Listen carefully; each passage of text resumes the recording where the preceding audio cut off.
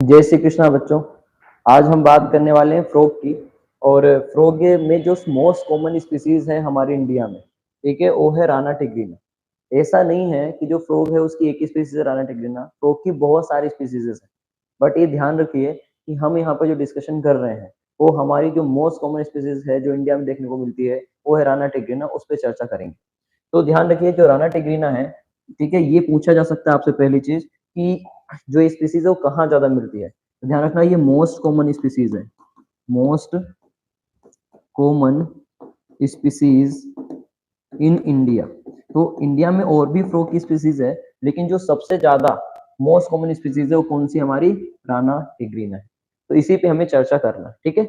चलिए तो एक एक करके इसमें काफी एनसीईआरटी में जितनी भी लाइनें दी हैं उन लाइनों को फ्लो चार्ट के द्वारा, एक एक प्रॉपर हेडिंग के द्वारा एक एक लाइन को अच्छे से समझेंगे। और जहां पर कॉन्सेप्ट को थोड़ा सा इजी करना होगा एनसीईआरटी से बाहर जाके, वहां पे भी हम डिटेल में बात करेंगे, ठीक है। चलिए तो एक एक करके चालू करते हैं। सबसे पहले हमें बात करना पड़ेगा राना टिग्रीना के क्लासिफिकेशन की। क्यों? क्योंकि यदि हमें फ्रॉग को पढ़ना है तो पहले ये पता होना चाहिए कि ये हमारे एनिमल किंगडम के अंदर, ठीक है, या हमारे क्लासिफिकेशन के अंदर कहाँ पर मिलेगा, ठीक है। इसका पूरा डिटेल क्या है उसे हमें देखना है। तो सबसे पहले हम बात करते हैं इसके अंदर किंगडम की, इसका किंगडम क्या है, ठीक है। तो ध्यान रखना जो फ्रॉग है वो किस किंगडम को बिलोंग करता है, एनिमल किंगडम को, ठीक है, एनिमल किंगडम को बिलोंग करता है, ठीक है, एनिमल किंगडम को ही बिलोंग करता है। और जो इसका फाइलम होता है वो फाइलम कौन सा है बेटा, कोर्डेटा। फाइलम क्या होगा इसका, कोर्डेटा। तो किंगडम हो गया एनिमल किंगडम, ठीक है, फाइलम हो गया कोर्डेटा। और इसकी जो क्लास होती है वो क्लास है क्या, एम्फीबिया। एम्फीबिया, तो यहाँ पर गलती नहीं करिएगा, एम्फीबिया इसकी क्लास है, ना किसका फाइलम। क्योंकि एनिमल किंगडम में कुछ लोग एम्फीबिया पढ़ते हैं तो उनको ये ध्यान देना भूल जाते हैं कि वो क्लास की बात कर रहा है, क्योंकि बाकी सब में फाइलम बोलता है, इकाइनोडर्मेटा, मोलस्का, आर्थ्रोपोडा, और यहीं पे इंसेक्टिस को एम्फीबिया कहता है। तो लोगों को लगता है कि ये फाइलम हो, तो ध्यान रखना, गलती नहीं करना, फाइलम कोर्डेटा के अंदर आता है। और इसकी जो क्लास है वो एम्फीबिया है। इसके बाद इसके ऑर्डर की बात करते हैं। इसका जो ऑर्डर है वो एन्यूरा है, एन्यूरा ऑर्डर को बिलोंग करता है। यहाँ पर एक चीज ध्यान रखिएगा, एन्यूरा जो ऑर्डर है ना, ठीक है, इसमें हमेशा ध्यान रखना ऐसे जो जीव आते हैं, ऐसे एनिमल आते हैं जिनके अंदर जो फोर लिम्ब होता है और हाइंड लिम्ब होता है ना, उनके अंदर डिफरेंस होता है। एन्यूरा के अंदर ये समझ लो कि वो आते हैं जिनके अंदर फोर लिम्ब क्या होता है, इनके अंदर फोर लिम्ब क्या होता है, छोटा होता है, ठीक है, साइज में। ध्यान रखिए इनका जो साइज होता है छोटा होता है फोर लिम्ब का, न्यूरा में ऑर्डर में जो भी आते हैं। और इनका जो हाइंड लिम्ब होता है, हाइंड लिम्ब होता है जो, वो ध्यान रखना उसका साइज ज्यादा होता है। तो ये साइज में ज्यादा होता है और फोर लिम्ब साइज में छोटा होता है। इसमें इन्यूरा ऑर्डर में जो भी एनिमल आते हैं उन सभी की बात हो रही है। इसके बाद हम फैमिली की बात करते हैं। तो इसकी जो फैमिली है वो रेनिडी फैमिली है, ठीक है, रेनिडी फैमिली में आता है।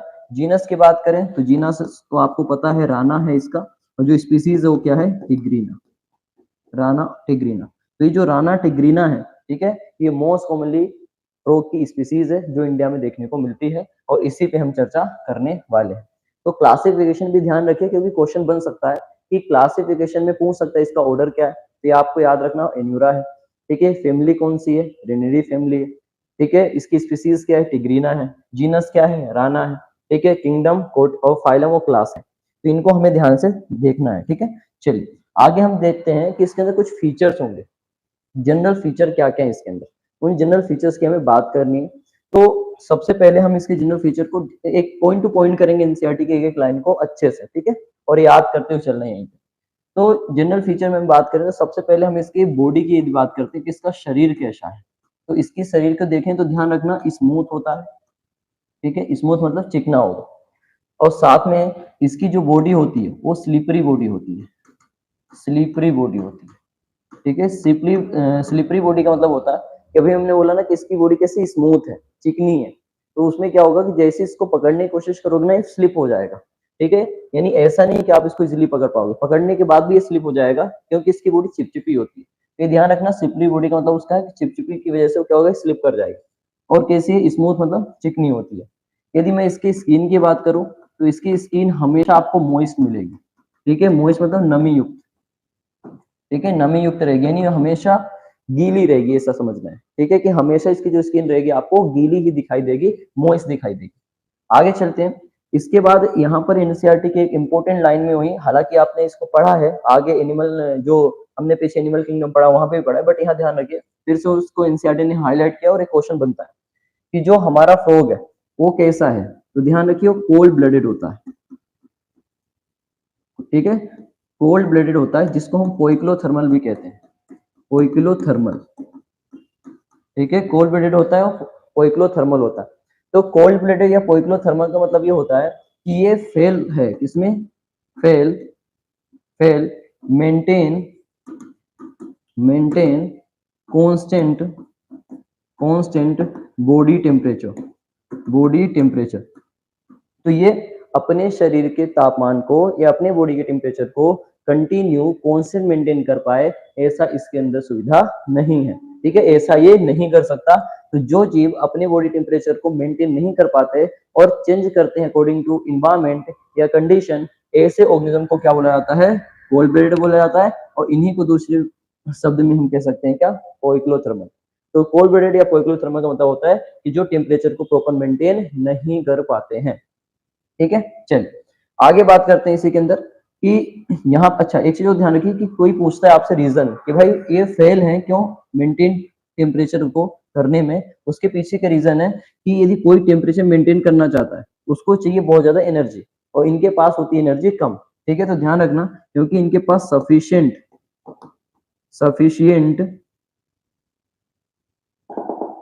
ठीक है, सफिशियंट इनके पास एनर्जी नहीं होती, या सफिशियंट एटीपी, ध्यान रखना इनके पास नहीं है। तो सफिशियंट एटीपी या एनर्जी ना होने की वजह से ये अपने बॉडी के टेम्परेचर को मेंटेन नहीं कर पाते हैं, इसीलिए क्या करते हैं, यदि मान लो क्योंकि कोल्ड ब्लडेड है, पोइक्लोथर्मल मेंटेन नहीं कर पाते, तो मान लेते हैं कि कंडीशन कुछ ऐसी है, ऐसी कि हॉट, ठीक है, एक्सट्रीम हॉट है, कंडीशन कैसी, एक्सट्रीम हॉट है, तो ऐसे में कैसे सरवाइव करेंगे, या फिर मैं बोलता हूँ एक्सट्रीम कोल्ड की कंडीशन है तो कैसे सरवाइव करेंगे। तो इसको करने के लिए ये करते क्या है कि यदि हॉट कंडीशन है, बहुत ज्यादा गर्मी वाली स्थिति है, तो ये एक तरीका अपनाते हैं जिसका नाम होता है एस्टिवेशन, एक तरीका अपनाते हैं एस्टिवेशन, और ये तरीका मतलब क्या है, सस्पेंड हो जाना। ये क्या करते हैं कि इन दोनों, एक तरीका और है, चलो ये उसको भी देख लेते हैं फिर एक साथ बात करेंगे, कि जो एक्सट्रीम हॉट की कंडीशन है उसमें ये क्या करते हैं, एस्टिवेशन करते हैं, और एक्सट्रीम कोल्ड की कंडीशन में क्या करते हैं, हाइबरनेशन करते हैं, हाइबरनेशन करते हैं। अब हाइबरनेशन और एस्टिवेशन दोनों ही एक्सट्रीम कंडीशन से बचने के लिए या अनफेवरेबल कंडीशन से बचने के लिए एक तरीके का मेथड है, इस मेथड को बोलते हैं सस्पेंशन, यानी कि सस्पेंड हो जाना। तो ऐसी कंडीशन में सस्पेंड हो जाते हैं, यानी अपनी जो एक्टिविटीज है उसको स्लो डाउन करके हाइड कर लेते हैं, अपने आप को छुप जाते हैं। तो ये यदि काम, छुपने का काम यानी कि अनफेवरेबल कंडीशन से बचने का काम यदि हॉट का हो तो उसे एस्टिवेशन कहते हैं, और कोल्ड का हो, एक्सट्रीम कोल्ड का, तो उसे हाइबरनेशन कहते हैं। इसी को दूसरी भाषा में एस्टिवेशन मतलब क्या हुआ, समर स्लीप, ठीक है, क्यों, स्लीप के दौरान क्या होता है, फिजियोलॉजिकल एक्टिविटी स्लो डाउन हो जाती है, तो ये ठंड गर्मी से बचने के लिए क्या कर रहे हैं, अपनी एक्टिविटी को स्लो डाउन कर रहे हैं, तो उसको हम बोलते हैं समर स्लीप, समर स्लीप, और इसी को बोला जाता है क्या, एस्टिवेशन।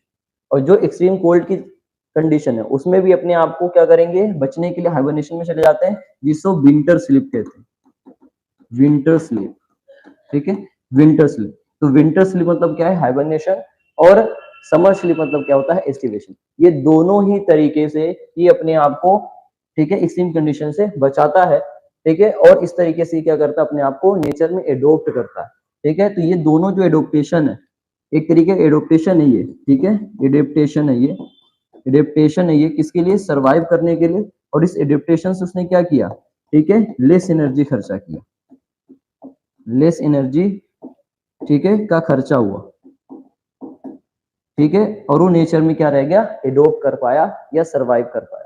तो ये ध्यान रखिएगा, इस पे क्वेश्चन बन सकता है कि पोइक्लोथर्म या कोल्ड ब्लडेड क्या होते हैं, ठीक है, और इसमें ये बचने के लिए क्या करता है कि हॉट की कंडीशन में क्या करेगा, एस्टिवेशन में छुप जाएगा, एक्सट्रीम की कंडीशन आएगी तो हाइबरनेशन में चला जाएगा, ये आपको ध्यान रखना है।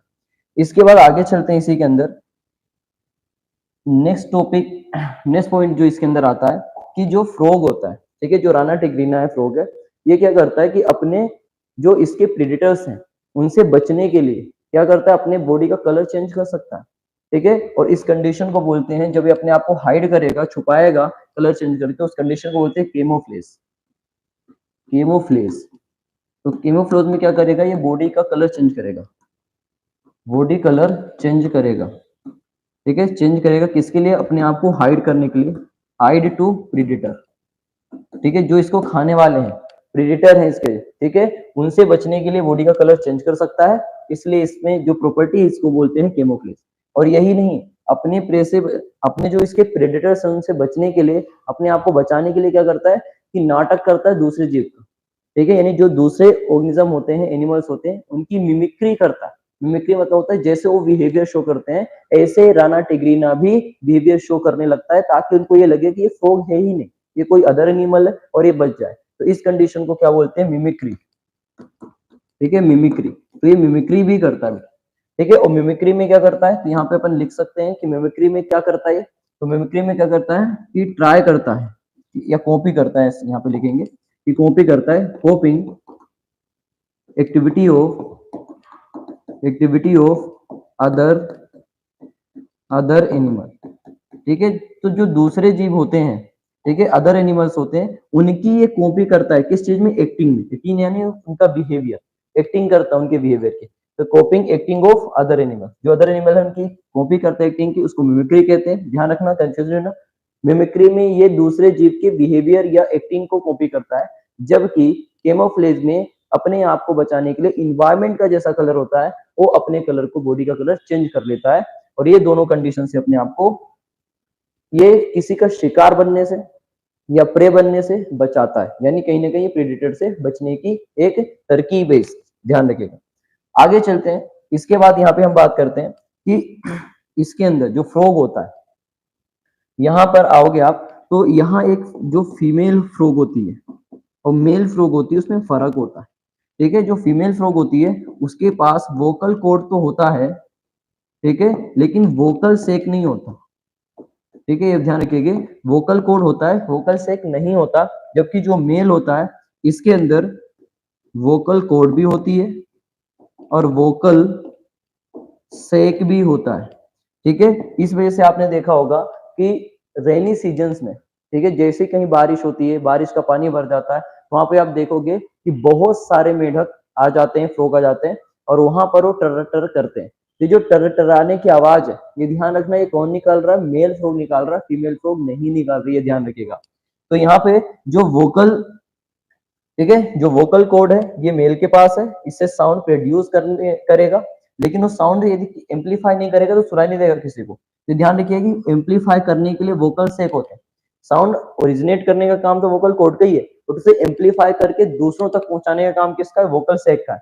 तो इस वजह से मेल क्या करता है कि साउंड को प्रोड्यूस करके लोगों तक पहुंचाता है, ठीक है। और जो फीमेल है उसके पास वोकल कॉर्ड है लेकिन वोकल सेक नहीं है, तो ये साउंड प्रोड्यूस करने में सक्षम नहीं रह पाती, यानी इसकी आवाज बाहर नहीं निकलती है, और ये इसकी साउंड जो होता है वो किसी को सुनाई नहीं देता है। तो ये ध्यान रखिएगा। लेकिन हाँ, मोस्ट कॉमनली फ्रॉग में ऐसा ही होता है फीमेल के साथ, बट हाँ कुछ स्पीसीज ऐसी हैं जहां पर कुछ के अंदर फीमेल भी के अंदर वोकल शेक होता है और वो भी टर टर कर सकते हैं, यानी साउंड प्रोड्यूस कर सकते हैं। बट फिलहाल हम राना टिग्रिना की बात कर रहे हैं, तो यहाँ पे ध्यान रखना कि मेल ही साउंड प्रोड्यूस कर सकता है, ठीक है। टरटराने की आवाज मेल के द्वारा आती है, फीमेल के द्वारा नहीं। और ये साउंड प्रोड्यूस करके एक्चुअली जो मेल फ्रॉग है वो फीमेल फ्रॉग को इंडिकेट करता है कि वो यहाँ पर है, किसके लिए, मेटिंग के लिए, ठीक है। तो ये स्पेशली ये मेटिंग करने के लिए इनके अंदर एक नेचर के द्वारा एडोप्टेशन है, जिसमें साउंड प्रोड्यूस करके मेल क्या करता है, फीमेल को बुलाता है या अट्रैक्ट करता है, किसके लिए, से मेटिंग के लिए करता है, ठीक है। चलिए इसके बाद हम बात करते हैं कि जो फ्रॉग है राना टिग्रिना, ये मोस्ट कॉमनली कहाँ देखने को मिलता है। तो ध्यान रखना, मोस्ट कॉमनली जब कहाँ मिलेगा, ये रेनी सीजन में। कब मिलेगा, रेनी सीजन में।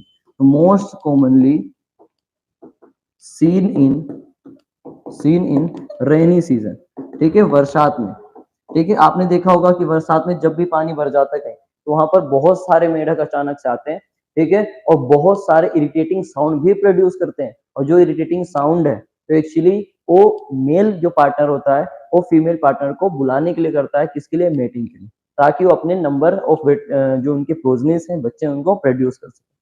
तो ये कुछ बेसिक उनके बारे में फीचर्स हो गए जिन्हें हमें ध्यान रखने की जरूरत है, ठीक है। चलिए तो एक बार देख लीजिए सबसे पहले हमने क्या बात करी कि इनका बॉडी कैसी होती है, स्मूथ और स्लिपरी होती है, स्किन मॉइस्ट होती है, कोल्ड ब्लडेड होते हैं यानी पोइक्लोथर्मल होते हैं, ठीक है, क्योंकि भी बॉडी टेम्परेचर मेंटेन नहीं कर पाते। तो बचने के लिए दो तरीका अपनाते हैं, एस्टिवेशन और हाइबरनेशन। इसी तरीके से हमने बोला कि अपने आप को प्रेडेटर से बचाने के लिए कैमोफ्लेज एक तरीका है जिसमें कलर चेंज कर लेते हैं बॉडी का, और मिमिक्री एक तरीका है जिसमें ये कॉपी करते हैं किसी दूसरे जीव की एक्टिविटी का। ठीक है, फीमेल के अंदर वोकल सैक नहीं होती, मेल के अंदर वोकल सैक होती है और यही साउंड प्रोड्यूस करता है। ठीक है, ये साउंड प्रोड्यूस करता है, ठीक है, किसके लिए, मेटिंग के लिए, ये ध्यान रखिएगा। ठीक है, मेटिंग के लिए करता है। और मोस्ट कॉमनली सीन जो देखने को मिलेगा ये वो मिलेगा हमें रेनी सीजन में। ठीक है, बरसात में सबसे ज्यादा, क्यों, क्योंकि गर्मी तो इससे सहन नहीं होती, ठीक है, ज्यादा ठंडी हो तो भी इससे सहन नहीं होती है, तो ठंडी होगी तो एस्टिवेशन में, हाइबरनेशन में चला जाएगा। यदि समर बहुत ज्यादा एक्सट्रीम हॉट की कंडीशन है तो एस्टिवेशन में चला जाएगा। तो कहाँ से दिखेगा, एस्टिवेशन मतलब ये जाके बिल के अंदर छुप जाता है। ठीक है, इस वजह से दिखाई नहीं देंगे, लेकिन जैसे ही पानी आता है ये बिल से बाहर निकलेंगे क्योंकि इनकी फेवरेबल कंडीशन आ जाती है। ठीक है, और मीटिंग के लिए रेनी सीजन में इनके लिए प्रॉपर एक समझो कि इन्वायरमेंट प्रॉपर सही तरीका होता है इनके लिए। ठीक है, चलिए आगे चलते हैं, नेक्स्ट बात करते हैं। नेक्स्ट टॉपिक है इसके अंदर हमें पढ़ना है कि इसकी मोर्फोलॉजी क्या है, इसका शरीर कैसा दिखेगा। तो यदि हम इसके मोर्फोलॉजी की बात करें बेटा, तो यदि मैं फ्रॉग की बात करूं कि जो फ्रॉग की बॉडी है, ठीक है, फ्रॉग की जो बॉडी है, ठीक है, can be divide into, body can be divide into divide into two part. यानी जो फ्रॉग है, ठीक है, राना टिग्रिना है, इसके शरीर को हम दो भागों में डिवाइड कर सकते हैं। ठीक है, can be divide into two part, और दो भाग कौन कौन से हैं, एक भाग है हेड, ठीक है, हेड यानी कि सर, और एक है बेटा ट्रंक। ठीक है, तो जो हेड है इसको क्या बोलते हैं, सर। ठीक है, ये सर होता है उसका, और जो ट्रंक होता है उसका क्या होता है, धड़ होता है हिंदी में। ठीक है, तो ध्यान रखिएगा। इसके एक्चुअली राना टिग्रिना जो है, फ्रॉग जो है, उसकी बॉडी को हम दो पार्ट में डिवाइड कर सकते हैं, एक होता है हेड और दूसरा होता है ट्रंक। सबसे पहले हम देखते हैं कि हेड में क्या क्या मिलेगा, फिर देन हम डिस्कस करेंगे ट्रंक में क्या क्या मिलेगा। तो सबसे पहले हम इसकी बात करते हैं हेड की, फ्रॉग के हेड की बात करते हैं, हेड। ठीक है, चलिए, हेड की एक एक लाइन इंपॉर्टेंट है बेटा, जो कि एग्जाम में क्वेश्चन बन सकती है, और मैं इसीलिए बोल रहा हूँ पूरी लाइनें नहीं लिखा रहे, अपन कीवर्ड्स वहां से उठा रहे हैं एनसीईआरटी के और आपको समझा रहे हैं। तो सबसे पहले यदि हम हेड की बात करें तो हेड में सबसे पहले क्या मिलेगा आपको, ठीक है, ओपनिंग मिलेगी जिसको बोल देंगे कैसे, बकल केविटी। ठीक है, बकल केविटी, या फिर एक काम करो उसको तो डाइजेस्टिव सिस्टम में बात कर लेंगे। यहाँ पे ये देखते हैं कि जो हेड होता है उसके अंदर इनका जो माउथ होता है वो कैसा होता है। तो माउथ ध्यान रखना कैसा होता है, ट्रांसवर्स होता है, ट्रांसवर्स। तो हेड में सबसे पहले आपको क्या मिलेगा, माउथ। ठीक है, और जो माउथ होता है वो कैसा होता है, ट्रांसवर्स होता है। इसको डिटेल में बात करेंगे आगे जब हम एनाटॉमी की बात करेंगे। ठीक है, अभी इतना ध्यान रखिए कि जो माउथ होता है वो कैसा होता है, ट्रांसवर्स होता है। ठीक है, मतलब हमारी तरह ही होता है ट्रांसवर्स। ठीक है, आगे चलते हैं। माउथ के बाद इसमें हम बात करते हैं कि माउथ की जहां पे इनकी माउथ की ओपनिंग है, जैसे हमारी ओपनिंग है माउथ की, इसके ऊपर आपको क्या दिख रहे हैं, दो नोस्ट्रिल्स दिख रहे हैं, यानी ओपनिंग दिख रही है किसकी, नोज की। ऐसे ही फ्रॉग में भी होता है, इनका जो माउथ होता है वो भी ट्रांसवर्स ही होता है, और इनके अंदर भी दो ओपनिंग होती है नोज के अंदर, जिसे नोस्ट्रल्स कहते हैं। तो ध्यान रखना इसमें क्या होती है, एक्सटर्नल नोस्ट्रिल्स। ठीक है, और इसको एक्चुअली सही बताऊं तो आप ह्यूमन से रिलेट करके पढ़ना बिल्कुल। ठीक है, और सबसे ज्यादा जो डिसेक्शन होता था 11 12 क्लास में बायो में हम करते थे पहले बहुत, अभी तो नहीं, बंद हो गया क्योंकि इसकी स्पीसीज मतलब थ्रेटेंड कंडीशन में आ गई, समाप्त होने कंडीशन में आ गई है, इस वजह से इस पर रोक लगा दी गई। नहीं तो पहले इसका बहुत ज्यादा लोग डिसेक्शन करके देखते थे। रीजन क्यों, क्योंकि ह्यूमन से बहुत सिमिलरिटी शो करता है। तो इसको ध्यान रखना कि जो ह्यूमन होता है उसका जैसे डाइजेशन है, रेस्पिरेशन है, सर्कुलेशन, इन सब चीजों को थोड़ा सा ध्यान में रखेंगे ना, इसको पढ़ना आसान होगा। तो इसके अंदर भी माउथ होता है, ठीक है, एक्सटर्नल नोसिस होती है। ठीक है, इसके बाद इसके अंदर वन पेयर आई होगी। ठीक है, वन पेयर आई होती है। ठीक है, और आई के अंदर हमें कुछ पॉइंट्स डिस्कस करना पड़ेगा कि आई में क्या क्या है। सबसे पहले ध्यान रखना इसका आई जो शो करता है वो मोनोक्यूलर विजन शो करता है, मोनोक्यूलर, मिनट। ठीक है, देखो मोनोक्लोअर विजन, मोनोक्लोअर विजन शो करता है। अब देखो दो तरीके की विजन होती है, एक होती है मोनोक्लोअर विजन, एक होती है बेटा डाइक्लोअर विजन। डाइक्लोअर विजन हमारी है, क्यों, क्योंकि यदि आप देखो मैं एक आई को बंद कर लूंगा या आप भी कर लोगे ना, तो आपको दोनों चीजें फिर भी दिखाई देंगी दोनों डायरेक्शन में। हाँ, मैं ये कहता हूँ दायरा या जो रेंज है वो कम हो जाएगा, बट हमारी दोनों आंखें एक ही चीज देखती है। लेकिन फ्रॉग की बात करें ना, तो फ्रॉग में आई हमारी तरह प्रॉपर सीधी नहीं होती, बल्कि साइड में होती है। तो साइड में होती है तो एक आई इधर देखती है, दूसरी आई इधर देखती है। तो एक आई ने सिर्फ एक ही फ्रेम देखा, दोनों फ्रेम नहीं देखा। सेम चीज इस आई ने भी एक फ्रेम देखा, दोनों फ्रेम नहीं देखा। तो यह एक ही फ्रेम देख पाता है एक आई, इस वजह से इसको बोलते हैं मोनोकुलर विजन। लेकिन ह्यूमन के अंदर एक आई दोनों फ्रेम देखती है। हाँ, रेंज कम हो जाती है, बट ध्यान रखिएगा फ्रेम दोनों दिखते हैं। इस वजह से ह्यूमन के अंदर क्या होगा, डायकुलर विजन होगी, बट यहाँ पे क्या होगा, मोनोकुलर विजन होगी। दूसरी चीज, इसकी जो आई है, ठीक है, आई के अंदर जो अपर आईलिड होती है, अपर आईलिड, जो अपर आईलिड होती है, वो ध्यान रखना ये मूव कर सकता है, मूव कर सकता है, ठीक है, मूव कर सकता है। लेकिन इसकी जो लोअर आईलिड है, लोअर आईलिड है, ठीक है, उसको मूव नहीं कर सकते। ये अच्छे से ध्यान रखिए कि मूव कर सकता है अपर आईलिड, लेकिन लोअर आईलिड इसकी मूव नहीं होती है। इसके अलावा जो इसकी आई होती है वो कवर होती है एक मेम्ब्रेन से, कवर्ड बाय, ठीक है, निकटे covered by, covered by nictitating membrane, nictitating membrane. ये क्वेश्चन बनेगा, ध्यान रखिएगा, इंपॉर्टेंट है ये। कि क्यों? क्योंकि ये सबके पास नहीं है, ठीक है। तो जो इनकी आई होती है वो निकटेटिंग मेम्ब्रेन से कवर होती है। ये मेम्ब्रेन क्या है समझिए, जैसे कोई भी इंसान पानी में जाता है तो ग्लास लगाता है, चश्मा लगा के जाता है, ग्लास लगा के जाता है, ताकि पानी आंखों में ना चला जाए या भर ना जाए, ठीक है, यानी कहीं ना कहीं अपने आई को हम प्रिवेंट करना चाहते हैं। ऐसे ही फ्रॉग के पास नेचुरली आई को प्रिवेंट करने के लिए भगवान ने उनको ऑलरेडी क्या दे रखी है, निकटेटिंग मेम्ब्रेन दे रखी है। और निकटेटिंग मेम्ब्रेन क्या करेगी, जब ये पानी में जाएंगे तो प्रिवेंट करेंगे, प्रिवेंट आई, ठीक है, ड्यूरिंग, ठीक है, या फिर प्रिवेंट आई इन वाटर, ठीक है। जब फ्रॉग पानी में जाएगा तब उसकी आई को प्रिवेंट करने का काम कौन करेगा, ये निकटेटिंग मेम्ब्रेन करती है। इसके बाद हम बात करते हैं, ये तो आई की कहानी हो गई। इस पे दो पॉइंट इंपॉर्टेंट है। पहला ये कि मोलिकुलर विजन वाला है जो क्वेश्चन बन सकता है, और दूसरा बन सकता है निकटेटिंग मेम्ब्रेन वाला। ये दोनों को अच्छे से आपको ध्यान में देना है। इसके बाद बात करते हैं और क्या मिलेगा, इसके अंदर टिम्पेनम मिलेगा, टिम्पेनम। और ये क्या रिप्रेजेंट करता है, एक्सटर्नल ईयर को, रिप्रेजेंट एक्सटर्नल ईयर। ये ध्यान रखिएगा, क्योंकि इनका ईयर हमारी तरह जो ये है पिन्ना बाहर, ये प्रॉपर बाहर दिखता है कि हाँ ये ईयर है, कान है, लेकिन इनके अंदर प्रॉपर इस तरीके का विजुअल नहीं होगा।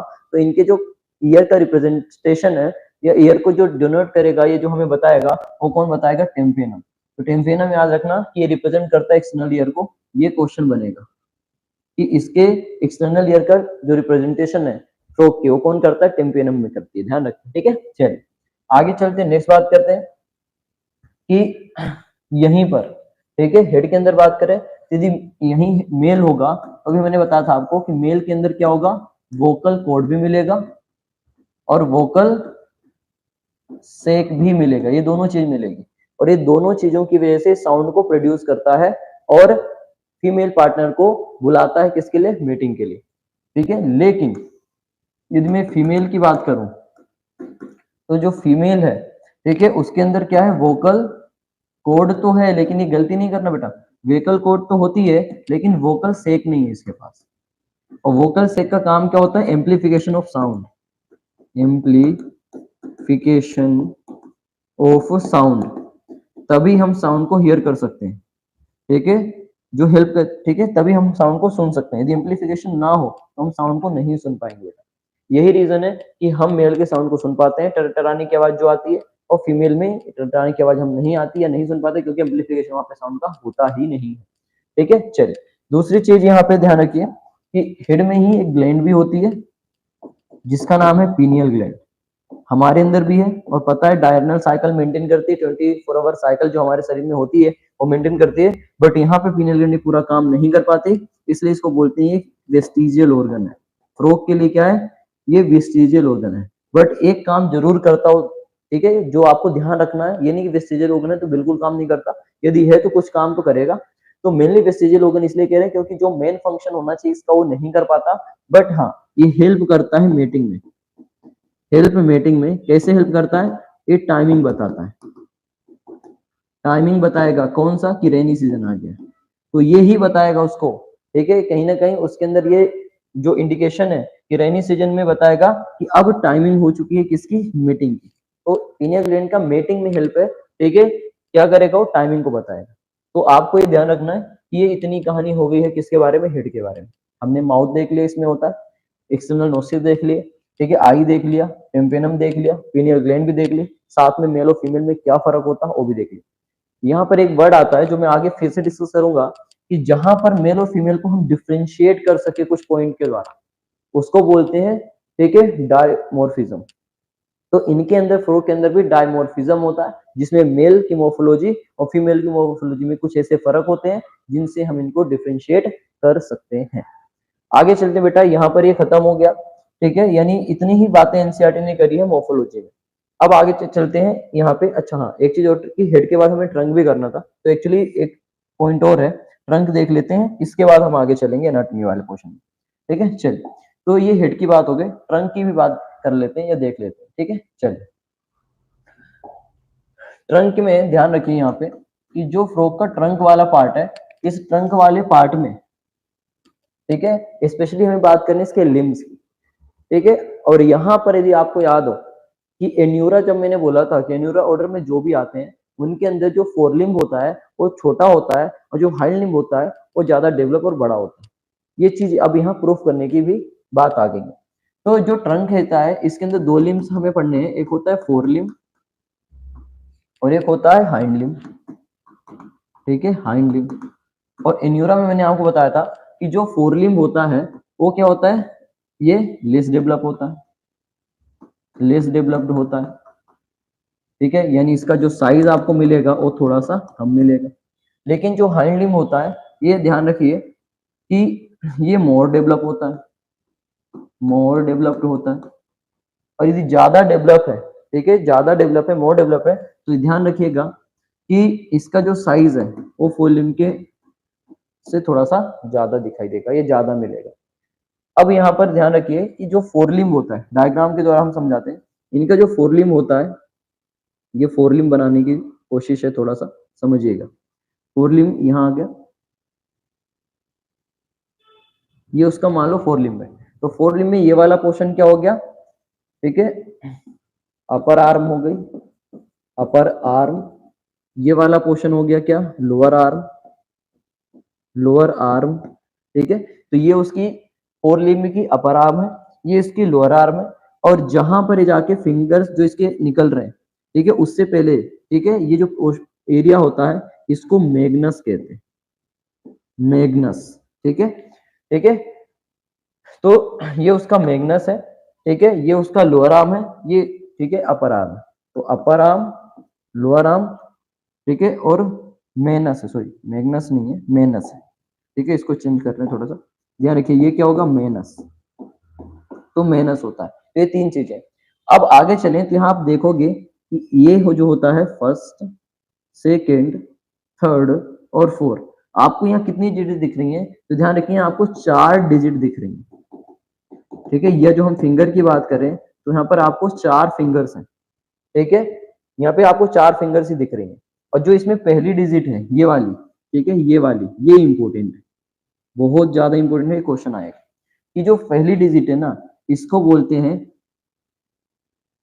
कोपुलेटरी पैड, कोपुलेटरी पैड, इसको कोपुलेटरी पैड कहते हैं। और ये क्वेश्चन बनेगा, क्यों कहते हैं, क्योंकि ये हेल्प करता है, हेल्प इन, ठीक है, रिप्रोडक्शन, हेल्प इन रिप्रोडक्शन।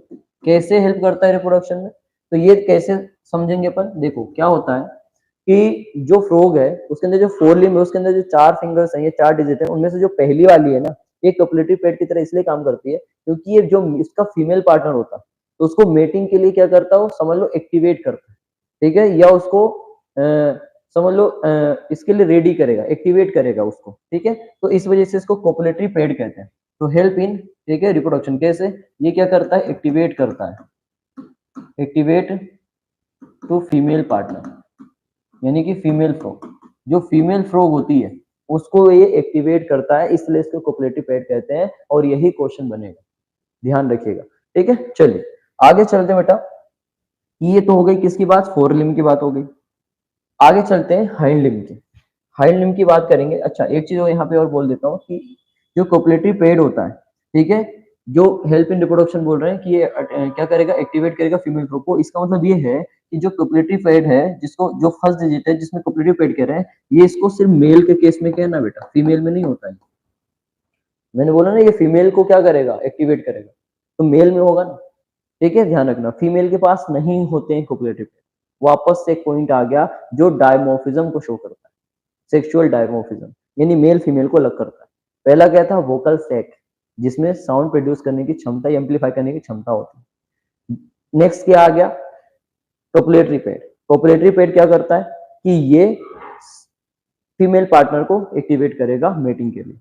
तो ये किसमें है, मेल में है, फीमेल के पास नहीं है। तो वापस हम इसके बेसिस पे डिफरेंशिएट कर सकते हैं। आगे चलते हैं, फिर हम बात करते हैं हाइंड लिम्ब की। हाइंड लिम्ब में भी यदि हम इसके डायग्राम को बनाएं तो कुछ ऐसा ही है। ठीक है, जैसे हमारे पास पहले ये पोर्शन हो गया, फिर ये इसका सेकेंड पोर्शन हो गया। ठीक है, अब यहाँ पर थोड़ा सा ध्यान दीजिए, ये यहाँ पर आप देखेंगे, ये तो क्या हो गया, थाई। ठीक है, हाइंड लिम्ब की क्या हो गई, थाई हो गई। ये क्या होगा, इसको हमारे केस में जैसे नी होता है, ठीक है, उसके बाद वाला जो पोर्शन होता है जो एंकल और नी के बीच में होता है, उसको यहाँ पे बोलते हैं सांग, SHAN के, सांग। और यहाँ पे, ठीक है, जैसे यहाँ पर हमने बोला था फोर लिम्ब में मेनस, ऐसे यहाँ पे हमारे पास जैसे होता था एंकल, ऐसे इनके पास भी होता है, इसको एंकल कहते हैं। और फिर यहाँ डिजिट है, लेकिन यहाँ डिजिट देखिए, 1 2 3 4 और 5। तो कितनी डिजिट है, 5 डिजिट्स है। या कितने फिंगर्स हैं, 5 फिंगर्स। तो यहाँ पे ध्यान रखेंगे, ये फर्क आएगा फोर लिम्ब में और हाइंड लिम्ब। फोर लिम्ब में आपको, जो फोर लिम्ब है लेस डेवलप है, इसका अंदर यहाँ पे कितनी फिंगर, 4 फिंगर है, या 4 ही डिजिट्स है यहाँ पे। यहाँ पे यदि हाइंड लिम्ब की बात करें, मोर डेवलप है, इसमें 5 डिजिट है बेटा। ठीक है, 5 डिजिट है। तो ये आप ध्यान रखिएगा कि फोर लिम्ब में 4 डिजिट होते हैं और हाइंड लिम्ब में 5 डिजिट होते हैं।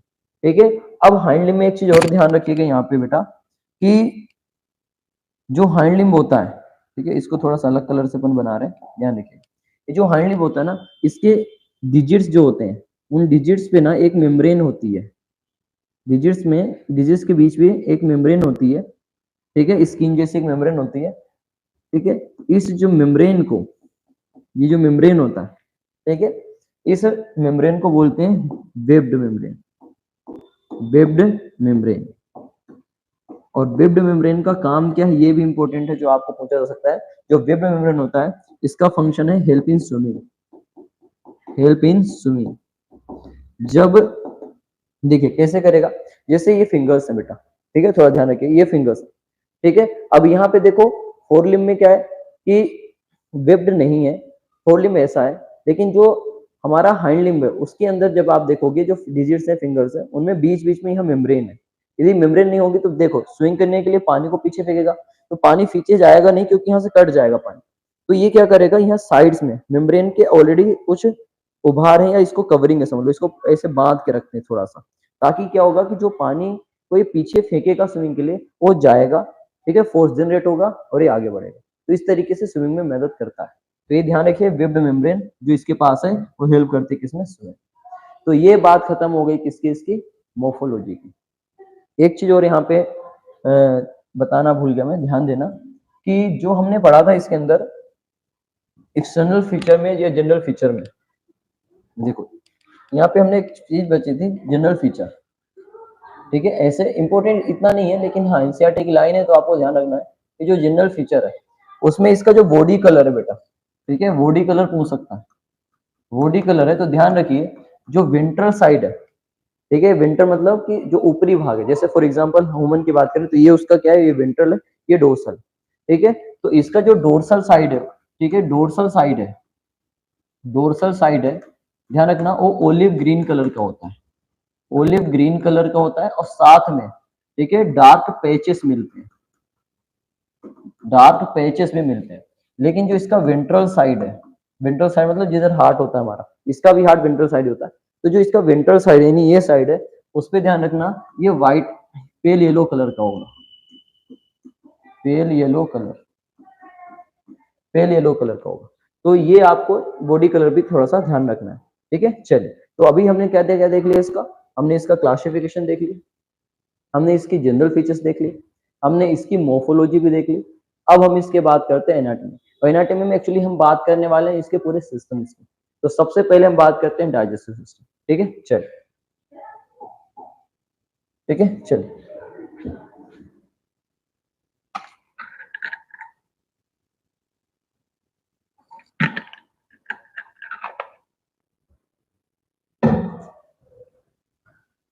डाइजेस्टिव सिस्टम, डाइजेस्टिव सिस्टम जो है वो दो चीजों से मिलके बना है। एक बना है एलिमेंट्री कैनाल,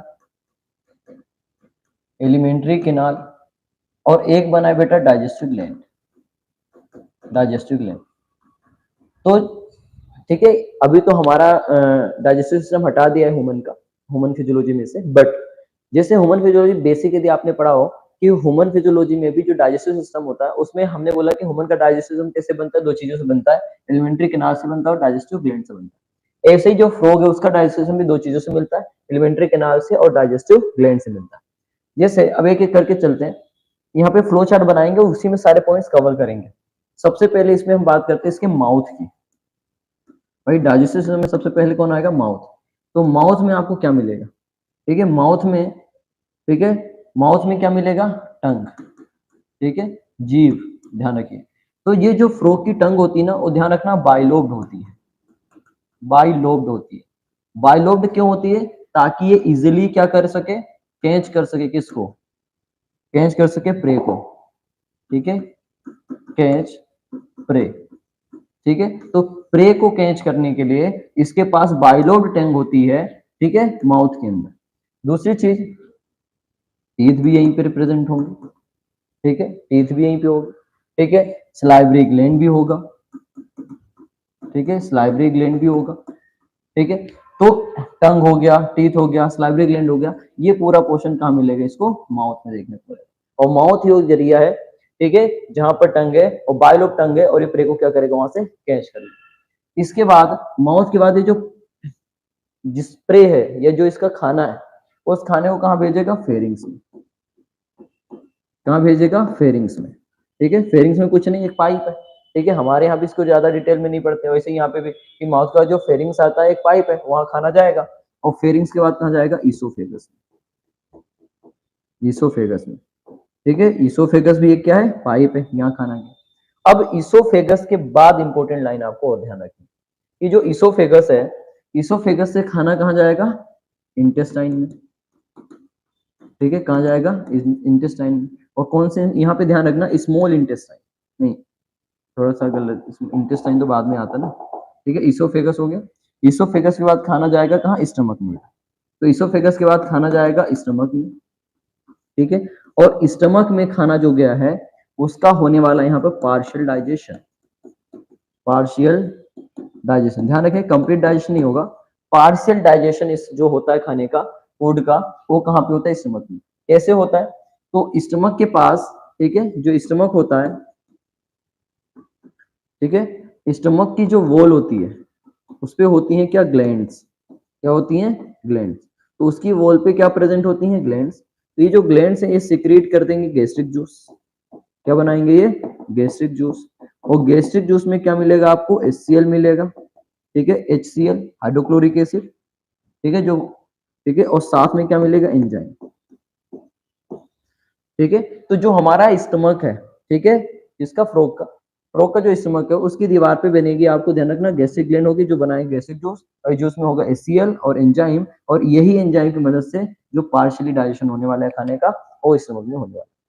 तो ईसो, ध्यान रखना, अभी तक डाइजेशन कहीं हुआ नहीं था, ठीक है। माउथ के बाद खाना फेरिंग्स में आया, ईसोफेगस में गया, स्टमक में गया, और स्टमक में पहुंचने के बाद यहाँ पर आया गैस्ट्रिक ग्लैंड जिसने एंजाइम HCl निकाले, और ये एंजाइम HCl जाके किसको डाइजेस्ट कर रहे हैं, ठीक है, खाने को। और कैसा डाइजेशन कर रहे हैं, पार्शियली डाइजेशन कर रहे हैं। अब ये जो पार्शियली डाइजेस्टेड फूड है, ठीक है, यानी कि, अच्छा एक चीज और यहाँ पे ध्यान रखिएगा कि यहाँ पर हमने बोला HCl निकलता है, तो जो स्टमक होता है, ठीक है, यहाँ पे मैं नोट करके लिख दे रहा हूँ, ठीक है, जो स्टमक के पास, स्टमक के पास जो फूड आया है उसमें जब HCl मिल जाता है तो उस फूड को क्या बोलते हैं, काइम, क्या बोलते हैं, काइम। और ये इंपॉर्टेंट है, काइम। तो स्टमक के पास जब खाना आया था ना, तो HCl जब खाने से मिलता है तो उसको काइम कहते हैं, ध्यान रखिएगा, ठीक है। चलिए अब हम आगे चलते हैं ये जो खाना है ये स्टमक से अब कहाँ जाएगा, इंटेस्टाइन में। तो ध्यान रखने खाना स्टमक से पहुंचेगा कहाँ, स्मॉल इंटेस्टाइन में, स्मॉल इंटेस्टाइन, ठीक है। और स्मॉल इंटेस्टाइन में दो पोर्शन होते हैं यहाँ पे, एक होता है डेड्यूनम, डेड्यूनम, और एक होता है इलियम। ध्यान रखिएगा यहाँ पे जेजुनम नहीं होती, ठीक है। ह्यूमन के अंदर स्मॉल इंटेस्टाइन में तीनों चीजें हैं, ड्यूडेनम है, जेजुनम है, इलियम है, बट यहाँ पे दो ही पार्ट है, डेड्यूनम है और इलियम, और ये दोनों मिलकर इन दोनों भाग में कंप्लीट डाइजेशन होता है, कंप्लीट डाइजेशन, ठीक है, ऑफ फूड।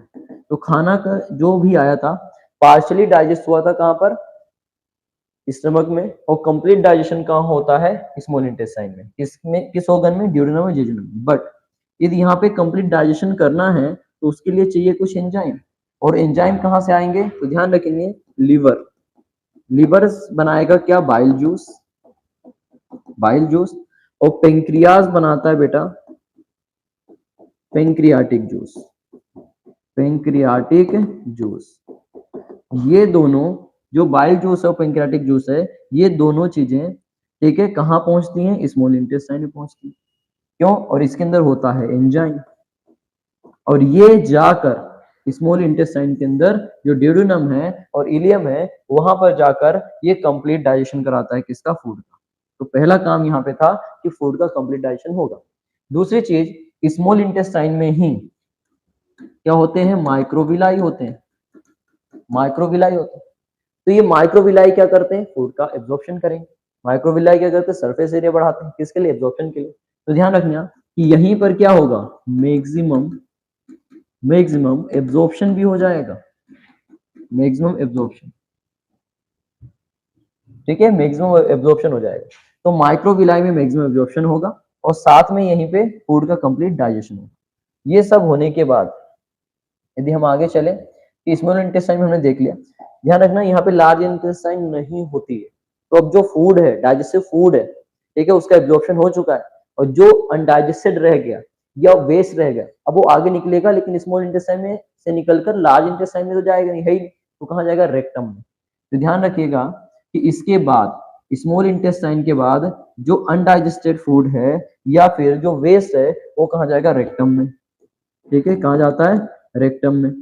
रेक्टम में जाकर, रेक्टम में दो चीजें होती हैं, पहले स्टोरेज होता है, स्टोरेज ऑफ वेस्ट, या फिर मैं बोल सकता हूँ अनडाइजेस्टेड फूड, यानी जो खाना नहीं पचा था उसका क्या होने वाला है, यहाँ पे स्टोरेज होने वाला है। और जब स्टोरेज होगा तो साथ में इसके अंदर जो पानी होगा और जो मिनरल्स होंगे वो अब्जॉर्ब हो जाएंगे यहीं पे, तो साथ में क्या होगा, एब्जॉर्प्शन होगा, absorption of water and minerals, and minerals. तो वाटर और मिनरल्स का एब्जॉर्प्शन कहाँ हो जाएगा, रेक्टम में हो जाएगा, और रेक्टम के बाद ये जहाँ आएगा कहाँ, क्लोएका में, क्लोएका में, और यहाँ से हो जाएगा आउट, क्या हो जाएगा, आउट। तो एक्चुअली क्लोएका क्या है, इसका समझ लो एनस वाला पोर्शन है, ठीक है, कि रेक्टम के बाद ह्यूमन में क्या आता है, एनस, जहां से हम वेस्ट मटेरियल को बाहर करते हैं। तो फ्रॉग के अंदर रेक्टम के बाद जो आता है वेस्ट मटेरियल को बाहर करने के लिए, एक ओपनिंग है, ये ऑर्गन है, ये जो पार्ट है उसको बोलते हैं क्लोएका। ये इंपॉर्टेंट है, और अभी एक बार नहीं, हर बार ओपनिंग के जब मैं कोई चीज बाहर निकालने की बात करूंगा क्लोएका आएगा ही आएगा, चाहे वो यूरिन हो, चाहे वो स्टूल वाला वेस्ट हो, या फिर रिप्रोडक्टिव पार्ट, तीनों में क्लोएका आता है। और ये ध्यान रखना हिंदी में अवस्कर कहते हैं, और ये इंपॉर्टेंट है, ठीक है। आगे इस पे और बात करेंगे, ठीक है, चलिए।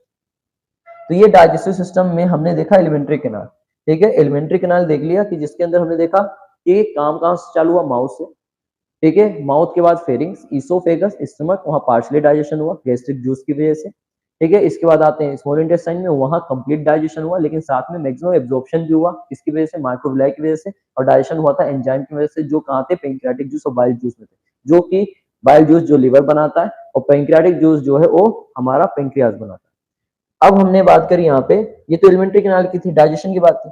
इसी के साथ यहाँ पर हम देख लेते हैं ग्लैंड की बात, ठीक है, कि कौन कौन सी ग्लैंड होती है इसके पास। यदि मैं डाइजेस्टिव ग्लैंड की बात करूं, डाइजेस्टिव ग्लैंड की बात करूं, तो ध्यान रखिए यहाँ पर, ठीक है, तीन डाइजेस्टिव ग्लैंड है। पहली है लिवर, और लिवर ध्यान रखना बाइलोब्ड होती है, इसकी भी हमारी भी बाइलोब्ड है। और ध्यान रखना इसका काम होता है सिंथेसिस करना, synthesis of bile juice. Bile juice बनाना इसका काम है बेटा, कि बाइल जूस जो है वो बनाएगा ये, लेकिन उस बाइल जूस को, जो बाइल जूस बना है उसको कंसंट्रेट करने के लिए गोल ब्लैडर होता है। हमारे केस में भी यही है, तो याद करना आसान है, कोई टफ नहीं, बहुत इजी है, बस अपने से रिलेट करो। हमारे यहाँ भी बाइल जूस कहाँ बनता है, लिवर में, लेकिन उसको कंसंट्रेटेड करने का काम, कंसंट्रेटेड बाइल जो है उसको बनाने का काम किसका है, वो है किसका, गॉल ब्लैडर का। ठीक है, और कंसंट्रेटेड बाइल का मतलब होता है कि इसमें जो वाटर कंटेंट है वो क्या हो जाएगा बेटा, रिड्यूस हो जाएगा। लास्ट है इसमें पेंक्रियास। पेंक्रियास क्या होती है, हमारे केस में भी हमने पढ़ा कि ये हेटेरोक्राइन ग्लैंड है। ठीक है, हेटेरोक्राइन ग्लैंड है, सेम चीज यहाँ पर भी है कि पेंक्रियास कैसी ग्लैंड है, हेटेरोक्राइन ग्लैंड है। तो ये क्या करेगी, एंजाइम भी निकालेगी और साथ में हार्मोन्स भी सिक्रेट करेगी। हार्मोन का काम क्या हो जाएगा, कंट्रोल का काम हो जाएगा, कंट्रोल एंड रेगुलेशन का काम हो जाएगा। और जबकि यदि मैं बात करूं एंजाइम का, तो एंजाइम का काम क्या होता है, डाइजेशन में, इसमें हो जाएगा डाइजेशन। तो इस तरीके से जो फ्रॉग है उसका डाइजेस्टिव सिस्टम खत्म हो जाता है। अब आगे चलते हैं, नेक्स्ट बात करते हैं कि डाइजेस्टिव सिस्टम जब खत्म होता है उसके बाद हम बात करें रेस्पिरेटरी सिस्टम। और रेस्पिरेटरी सिस्टम बहुत छोटा सा है, ठीक है। यहाँ पर हमें स्पेशली उसके रेस्पिरेटरी ऑर्गन्स को याद रखना है, क्योंकि एग्जाम में यही पूछा जाएगा कि रेस्पिरेटरी ऑर्गन बताइए। तो ध्यान रखिए, तीन तरीके से जो फ्रॉग है वो रेस्पिरेशन कर सकता है। पहला तरीका है बेटा क्यूटेनियस, क्यूटेनियस रेस्पिरेशन कर सकता है। और क्यूटेनियस जो रेस्पिरेशन है, ठीक है, चलिए पहले नाम लिख लेते हैं फिर एक एक करके समझाता हूँ। दूसरा तरीका है बेटा इसी के अंदर बको फेरेंजियल, फेरेंजियल रेस्पिरेशन कर सकता है। और तीसरा होता है, ठीक है, pulmonary respiration, pulmonary, pulmonary respiration. और जो पल्मोनरी रेस्पिरेशन है उसी को हम बोलते हैं लंग के द्वारा रेस्पिरेशन, लंग रेस्पिरेशन। तो तीन तरीके से रेस्पिरेशन फ्रॉग के अंदर हो सकता है। अब हम बात करते हैं इन तरीकों को थोड़ा सा डिटेल। देखिए जो क्यूटेनियस रेस्पिरेशन है वो नाम ही बता रहा है कि कैसे होगा, स्किन से होगा। इसमें कौन इन्वॉल्व होता है, स्किन, ठीक है, स्किन के द्वारा क्यूटेनियस रेस्पिरेशन होता है। और ये तब होता है जब, ठीक है, जब फ्रॉग, ठीक है, या तो लैंड या तो वाटर एक्वाटिक मीडियम में होता है। ठीक है, ये तब होता है जब फ्रॉग कहाँ पर हो, फ्रॉग होता है कहाँ पर, या तो मॉइस्ट एरिया में हो या फिर वाटर में हो। ये हमेशा ध्यान रखें कि ये स्किन के द्वारा होने वाला क्यूटेनियस रेस्पिरेशन है। यह तब होता है जब फ्रॉग या तो नमी वाले जगह पे हो या तो पानी वाले जगह पे, तब इसके द्वारा रेस्पिरेशन होता है। इसमें क्या होता है, इस रेस्पिरेशन में, क्यूटेनियस रेस्पिरेशन में सिंपल डिफ्यूजन होता है, सिंपल डिफ्यूजन होता है जिसमें कोई भी एनर्जी नहीं लगती। ध्यान रखनी, यहाँ एनर्जी नहीं लगती, यानी मैं कह सकता हूँ कि एक तरीके का पैसिव मेथड है, ठीक है, एनर्जी नहीं लगती, पैसिव मेथड। अब यहाँ पर रिलेट करना कि क्यूटेनियस तब होता है, ठीक है, जो वाटर या मॉइस्ट में हो और इसमें सिंपल डिफ्यूजन चल रही है जिसमें एनर्जी नहीं लग रही है। और एनर्जी कहाँ उसको खर्चा नहीं करना, जब ये एक्सट्रीम हॉट कंडीशन में होगा, जब ये एक्सट्रीम कोल्ड कंडीशन में होगा। तो इस कंडीशन में वो एनर्जी खर्चा नहीं करना चाहता तो क्या कर लेगा, एस्टिवेशन, हाइबरनेशन। तो ध्यान रखिए कि जब वो हाइबरनेशन में जाएगा, एस्टिवेशन में जाएगा, तो जो रेस्पिरेशन करेगा वो कौन सा होगा, क्यूटेनियस रेस्पिरेशन होगा, क्योंकि इसमें ऊर्जा नहीं लगती है, एनर्जी नहीं लगती है। और इसमें सिंपली मान लो, ठीक है, कैसे, देखो मान लो ये फ्रॉग की स्किन है, ये स्किन है, ठीक है, वो ये इन्वायरमेंट है, ठीक है, इन्वायरमेंट है, और उसके इंटरनल इन्वायरमेंट, ठीक है, ये इंटरनल कंडीशन है उसके बॉडी की। तो यहाँ से ऑक्सीजन सिंपली डिफ्यूजन से आएगी और यहाँ से कार्बन डाइऑक्साइड बाहर चली जाएगी और इसमें किसी प्रकार की एनर्जी नहीं लगेगी। तो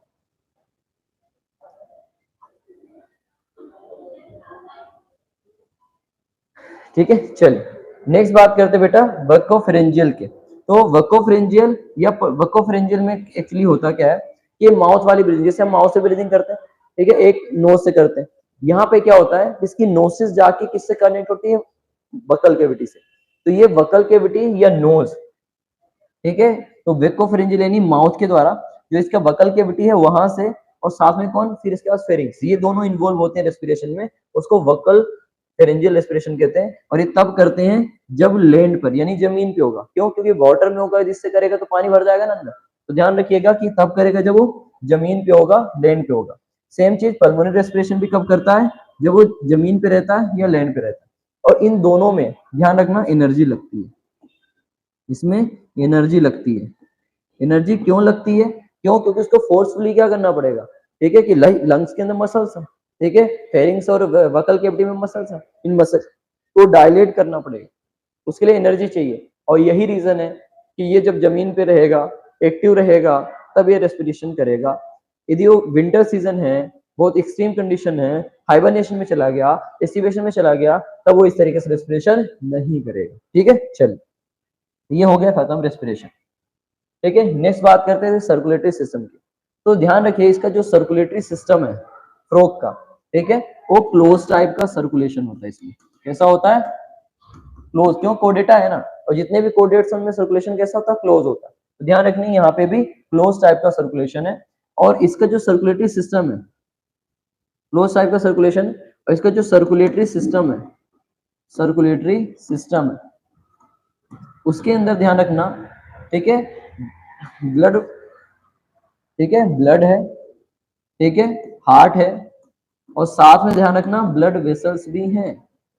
ब्लड वेसल, तो तीनों चीजें हैं इसके पास, ठीक है, ब्लड भी है, हार्ट भी है, ब्लड वेसल्स भी है। और ब्लड वेसल्स में वो चीजें भी होती हैं, कौन? आर्टरी, वेन और कैपिलरी। ये तीनों चीजें हैं, आर्टरी भी है, वेन भी है, कैपिलरी भी है। ठीक है, इसीलिए तो हम बोल रहे हैं क्लोज सर्कुलेशन क्यों है? क्योंकि जो ब्लड है वो आर्टरी में, वेन में और कैपिलरीज के थ्रू ट्रेवल कर रहा है, ठीक है, ना कि बॉडी केविटी में फिल। इस वजह से कैसा सर्कुलेशन है? Close circulation. ध्यान रखना इसके पास लिम्फेटिक सिस्टम भी है, ठीक है, लिम्फेटिक सिस्टम भी है, यानी इसके पास ब्लड के साथ साथ लिम्फ भी है। तो यहाँ पे क्या क्या हो जाएगा? यहाँ पे हो जाएगा लिम्फेटिक सिस्टम किससे बनता है? लिम्फ से। इसके पास लिम्फ है, लिम्फ को ट्रेवल करने के लिए भी वेसल्स हैं, उनको हम क्या बोलेंगे? लिम्फेटिक वेसल, ठीक है, लिम्फेटिक वेसल्स। तो ध्यान रखना है लिम्फ है और लिम्फेटिक वेसल्स। तो इसका जो लिम्फेटिक सिस्टम भी है इसके पास, कि लिम्फ भी है, लिम्फेटिक वेसल भी है, ब्लड भी है, हार्ट भी है, आर्टरी भी है, वेन भी है, कैपिलरी भी है, प्रॉपर डेवलप सर्कुलेशन चल रहा है इसके पास। ठीक है, चलिए, अब हम बात करते हैं इसके अंदर सर्कुलेशन में किसकी? हार्ट की, जो कि एक इंपॉर्टेंट पहलू है इसके अंदर। ठीक है, चलिए, अब ह्यूमन का हार्ट और इसका हार्ट उसी तरीके से कुछ सिमिलरिटी भी है और कुछ डिससिमिलरिटी यानी अलग चीजें भी। तो इसके यदि हार्ट की बात करें तो पहली चीज मायोजेनिक होता है। ठीक है, हार्ट दो तरीके के होते हैं, एक न्यूरोजेनिक, एक मायोजेनिक। जो ब्रेन के कंट्रोल में होता है, ठीक है, प्रॉपरली 100%, वो न्यूरोजेनिक होता है। और मायोजेनिक में क्या होता है कि ब्रेन कंट्रोल तो करता है बट कुछ कंट्रोल हमारे हार्ट के पास भी होता है। तो ध्यान रखना यहाँ पे मायोजेनिक हार्ट होता है। इसके हार्ट के अंदर तीन चेंबर होते हैं, तीन चेंबर होते हैं, जिसमें दो क्या हो जाएंगे? एट्रिया हो जाएंगे बेटा, और एक क्या हो जाएगा? वेंट्रिकल हो जाएगा। ठीक है, वेंट्रिकल, ठीक है, वेंट्रिकल। तो तीन चेंबर का हार्ट मिलता है। हार्ट की यदि लोकेशन देखी जाए कि लोकेशन कहाँ है, तो ध्यान रखना वेंट्रली होता है। इंसानों में भी वेंट्रली हार्ट होता है, इसमें भी कैसा होता है? वेंट्रली हार्ट होता है। ठीक है, इसके बाद बात करूं इसमें सर्कुलेशन कैसा होता है, ठीक है, कि हार्ट के अंदर जो सर्कुलेशन कैसा होता है, या तो सिंगल होता है, या तो डबल होता है, या इनकम्प्लीट डबल होता है। तो जो एम्फीबियंस होते हैं इनके अंदर सर्कुलेशन कैसा होता है? इनकम्प्लीट डबल होता है, इनकम्प्लीट डबल। ठीक है, तो इनकम्प्लीट डबल सर्कुलेशन देखने को मिलता है, ठीक है, इसके अंदर फ्रूट के हार्ट के अंदर। ठीक है, चलिए, अब इसका जो हार्ट है उसके साथ दो दो एसेसरी चेंबर भी हैं। देखिए ध्यान रखना, ये जो तीन चेंबर हार्ट तो होता है, बट उसके अलावा बोल रहा हूं मैं, दो एसेसरी चेंबर होते हैं इसके पास, जो एग्जाम में पूछे जाएंगे। एक चेंबर है जो वेन वाले साइड से जुड़ा होता है, जिसको साइनस विनोसस कहते हैं। विनोसस, ये वेन साइड पे जुड़ा होता है, वेन साइड पे होता है, ध्यान रखना। और ऐसे ही एक होता है कोनस एट्रियोसस, कोनस एट्रियोसस, और ये जुड़ा होता है बेटा आर्टरी साइड, आर्टरी साइड पे। तो दो यहाँ पे आपको ध्यान रखना है कि दो चीजें हैं, ठीक है, दो एक्स्ट्रा चेंबर है इसके पास। एक है साइनस विनोसस और एक है बेटा कोनस एट्रियोसस। ठीक है, चल, तो ये आपको दोनों चीजें ध्यान रखनी है। अब आगे चलते हैं इसी के अंदर। कि इसका जो सर्कुलेटरी सिस्टम है उसके अंदर हमने अभी देखा कि लिम्फ भी है और ब्लड भी है। तो ब्लड में क्या क्या देखने को मिलेगा, ठीक है, ब्लड में क्या क्या देखने को मिलेगा। तो इसके अंदर ब्लड के अंदर वही, जैसे ब्लड में दो कंपोनेंट होता है, यहाँ पे भी दो कंपोनेंट है, प्लाज्मा भी मिलता है और सेल्स भी मिलते हैं।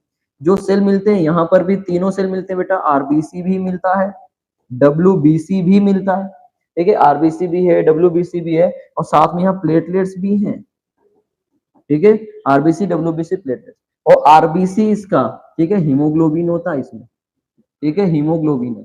यदि हीमोग्लोबिन प्रेजेंट है तो इसका मतलब है कैसा, इसका ब्लड कैसा दिखेगा, रेड दिखेगा, ठीक है। दूसरी चीज आरबीसी के यदि मैं सेफ बात करूं तो ध्यान रखना वो बाई कॉनकेव है, बाई कॉन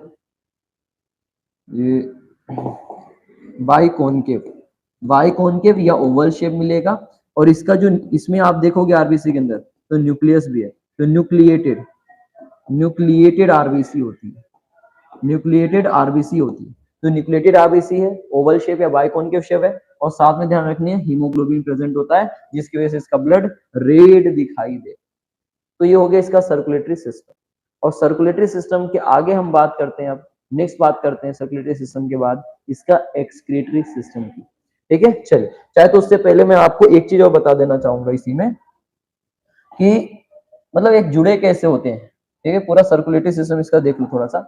हमने बोला इसका हार्ट 3 चेम्बर का होता है, तो कुछ ऐसा होता है, ठीक है, इसमें 3 चेम्बर ऐसे हो गए, ये हो गया तुम्हारा राइट एट्रिया, ये हो गया लेफ्ट एट्रिया, और ये वेंट्रिकल कॉमन होता है, ठीक है। देखो ये पूरी बॉडी का ब्लड है, ठीक है, जो वेना केवा के द्वारा आया, ध्यान से देखिएगा, वेना केवा के द्वारा आता है और एक चेम्बर में खुलता है और फिर ये चेम्बर से जाता है राइट एट्रिया में। ये जो चेम्बर है ना, यही है साइनस विनोसस, साइनस विनोसस, ये ध्यान रखिएगा, ये चेम्बर का नाम साइनस विनोसस है। इससे कौन सा ब्लड आ रहा है, डीऑक्सीनेटेड, डीऑक्सीजिनेटेड ब्लड आ रहा है, ध्यान रखिएगा, यहाँ पे हार्ट, ठीक है। और राइट एट्रिया से कहाँ चला जाएगा, वेंट्रिकल। इसी तरीके से लेफ्ट एट्रिया में जो ब्लड आता है वो कहाँ से आता है, लंग से आता है। और कौन सा ब्लड आता है, ऑक्सीजनेटेड। और ऑक्सीजनेटेड आ रहा मतलब कौन लेके आ रहा है, देखो हमारी तरह ही है, बस थोड़ा सा फर्क है, यहाँ पे साइनस भी मिलेंगे।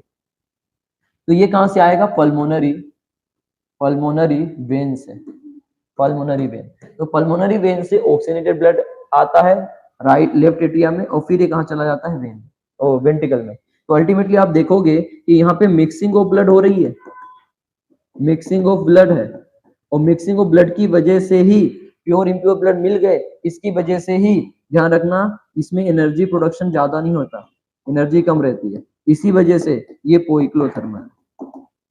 तो यदि आपसे असर्शन रीजन में क्वेश्चन आ गया कि पोइक्लोथर्मल क्यों है, तो इसका रीजन ये है कि इसमें मिक्सिंग ऑफ ब्लड हो जाती है जिसकी वजह से एनर्जी प्रोडक्शन कम हो जाता है, और एनर्जी कम है तो लॉस कर ही नहीं सकता मेंटेन करने के लिए, तो उसने बोला इससे अच्छा तो मैं क्या हो जाऊंगा, पोइक्लोथर्मल या कोल्ड ब्लड हो जाऊंगा, ठीक है। फिर यहाँ से जो ब्लड है वो जाता है एक चेम्बर में, और फिर एक चेम्बर का नाम क्या था, कोनस विनोसस, सॉरी कोनस एट्रियोसस, ठीक है। और इसके बाद यहाँ से ये चला जाएगा बॉडी के लिए और चला जाएगा लंग्स में, क्योंकि वहां भी सप्लाई देना जरूरी है।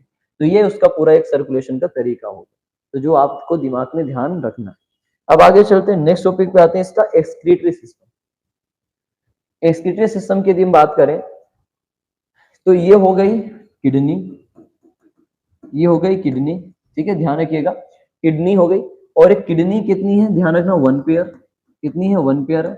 और इसकी जो किडनी होती है, ठीक है, वो ध्यान रखना मीजोनेफ्रिक किडनी है, मीजोनेफ्रिक किडनी है इसकी। मीजोनेफ्रिक किडनी का मतलब होता है इसका जो नेफ्रॉन है, ठीक है, जो इसका नेफ्रॉन होता है उसके नेफ्रॉन में, उसके नेफ्रॉन में लूप ऑफ हेनले, ध्यान रखना, नहीं होता। मीजोनेफ्रिक किडनी में लूप ऑफ हेनले नहीं होती है, ठीक है। इसके बाद हम बात करते हैं कि बाकी इसकी फंक्शनल यूनिट क्या होगी, फंक्शनल यूनिट क्या होगी, तो नेफ्रॉन है, हमारे केस में भी नेफ्रॉन है, इसके में भी नेफ्रॉन है, नेफ्रॉन होता है ना, बस ध्यान रखना लूप ऑफ हेनले नहीं होती। इसके ऊपर जो आपको दिख रहा है ये एड्रिनल ग्लैंड है, जिसको ठीक है इमरजेंसी ग्लैंड भी कहते हैं, जिससे इमरजेंसी हार्मोन निकलते हैं। और ऊपर ये जो आपको दिख रहा ये फेट बॉडी है, तो डायग्राम आ सकता है कि ऊपर सबसे फेट बॉडी है, ठीक है, एड्रिनल ग्लैंड है, ठीक है, और किडनी में। किडनी से ये जो निकल रहे हैं ये 1 पेयर क्या है, 1 पेयर यूरेटर है, जो किडनी से यूरिन को कहाँ के लेके जाएंगे, यूरिनरी ब्लेडर। ये यूरिनरी ब्लेडर है, यूरिनरी ब्लेडर, तो यूरिनरी ब्लेडर में जाएंगे। और यूरिनरी ब्लेडर के बाद ये जो आपको दिख रहा है, ठीक है, ये दिस इज अ क्लोएका, यही क्लोएका है। अब ध्यान दो, डाइजेशन में बोला था क्लोएका आता है, वहां से वेस्ट मटेरियल निकलता है, यूरिन को भी निकालने वाला कौन है, क्लोएका है। तो अभी हमने देखा दो चीजें हैं, ठीक है, जिससे क्लोएका बाहर निकल रहा है, एक यूरिन है, दूसरा वेस्ट मटेरियल स्टूल है। एक चीज और आएगी जो हम आगे देखेंगे, ठीक है।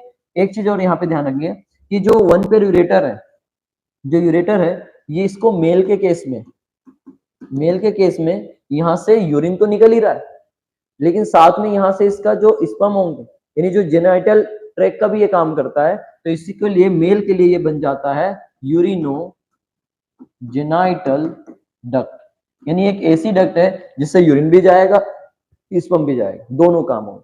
लेकिन फीमेल के केस में ऐसा नहीं है, ठीक है, फीमेल के केस में ऐसा नहीं होगा, ठीक है। फीमेल के केस में क्या होता है कि यहां से सिर्फ यूरिन पास होता है, यानी ये सिर्फ यूरिन डक्ट है, रिप्रोडक्टिव ट्रैक्ट या उस डक्ट नहीं, ठीक है। चल, तो ये हो गया हमारा एक्सक्रीटरी सिस्टम के बारे में। दूसरी चीज यहाँ पे एक चीज और बता देता हूं मैं कि इसका जो एक्सक्रीटरी नाइट्रोजनस वेस्ट है, जो ये एक्सक्रीट करेगा, नाइट्रोजनस वेस्ट जो होता है इसके अंदर, जो ये एक्सक्रीट करेगा उसका नाम क्या होगा, यूरिया। ये यूरिया निकालता है, इसलिए जो फ्रॉग होता है वो कैसा होता है, यूरियोटेलिक होता है। तो ये पढ़ते हैं हम कई बार, लेकिन यहाँ पे फिर से देख लीजिए क्योंकि क्वेश्चन में आ सकता है कि नाइट्रोजन बेस के रूप में क्या निकालता है, यूरिया निकालता है, तो ये कैसा होगा, यूरियोटेलिक। आगे चले, नेक्स्ट बात करते हैं इसके रिप्रोडक्टिव सिस्टम की। रिप्रोडक्टिव सिस्टम कैसा होगा, ठीक है। तो इसका रिप्रोडक्टिव सिस्टम में सबसे पहले यहाँ पे कुछ पॉइंट लिख लेते हैं कि जो फ्रॉग होता है वो यूनिसेक्सुअल होता है, यूनिसेक्सुअल होता है, यानी मेल अलग होगा और फीमेल अलग होगी। और मेल फीमेल में फिर से मैं बता रहा हूं कि इनमें सेक्सुअल डायमॉर्फिज्म देखने को मिलता है। सेक्सुअल डायमॉर्फिज्म, सेक्सुअल डायमॉर्फिज्म मतलब ये हुआ कि यहाँ पर जो मेल है उसके अंदर मैंने बताया था वोकल सेक है, लेकिन फीमेल के पास, फीमेल में नहीं है। दूसरी चीज मैंने आपको एक चीज बताई थी कि जो मेल है उसमें कॉपुलेटरी पेड भी है, कॉपुलेटरी पेड भी है, जो कहाँ प्रेजेंट है बेटा, फर्स्ट डिजिट में प्रेजेंट है, किसके, फोर लिम्ब के, ठीक है। जो फोर लिम्ब होता है इसका उसके फर्स्ट डिजिट में होते हैं, लेकिन इसके पास वो दो नहीं, पहली चीज तो है ही नहीं और दूसरी चीज भी इसके अंदर नहीं। तो क्लियरली हम डिफरेंशिएट कर पाते मेल फीमेल को, इसी कंडीशन बोलते हैं सेक्सुअल डायमॉर्फिज्म, ठीक है। तो यूनिसेक्सुअल होता है। फर्टिलाइजेशन यहाँ पे ध्यान रखना बाहर होता है, फर्टिलाइजेशन ध्यान रखना आउटर साइड होता है, आउटर साइड होता है यानी कि एक्सटर्नल होता है, ठीक है। यहाँ पे लिख सकते हो एक्सटर्नल होता है, ठीक है, एक्सटर्नल होता है फर्टिलाइजेशन, यहाँ एक्सटर्नल होगा, ये यूनिसेक्सुअल होता है। डेवलपमेंट कैसा होता है, इनडायरेक्ट होता है, डेवलपमेंट कैसा होता है, इनडायरेक्ट होता है, इनडायरेक्ट इसका डेवलपमेंट होता है। तो ये चीजें थोड़ी सी आप ध्यान रखिए। अब हम बात करते हैं इसके रिप्रोडक्टिव ट्रैक्ट की या सिस्टम की। तो मेल और फीमेल में थोड़ा फर्क है, उस फर्क को अपन यहाँ पे देखेंगे भी, ठीक है। चलिए, ये जो आपको दिख रहा है ना, ये है किडनी, ठीक है, ये है किडनी, ये है किडनी, ठीक है। किडनी के ऊपर ये जो लगा हुआ है ये है टेस्टिस, और टेस्टिस से मतलब इसका काम क्या है, स्पर्मेटोजेनेसिस, स्पर्मेटोजेनेसिस, स्पर्मेटोजेनेसिस काम है इसका, स्पर्म बनाना काम है इसका।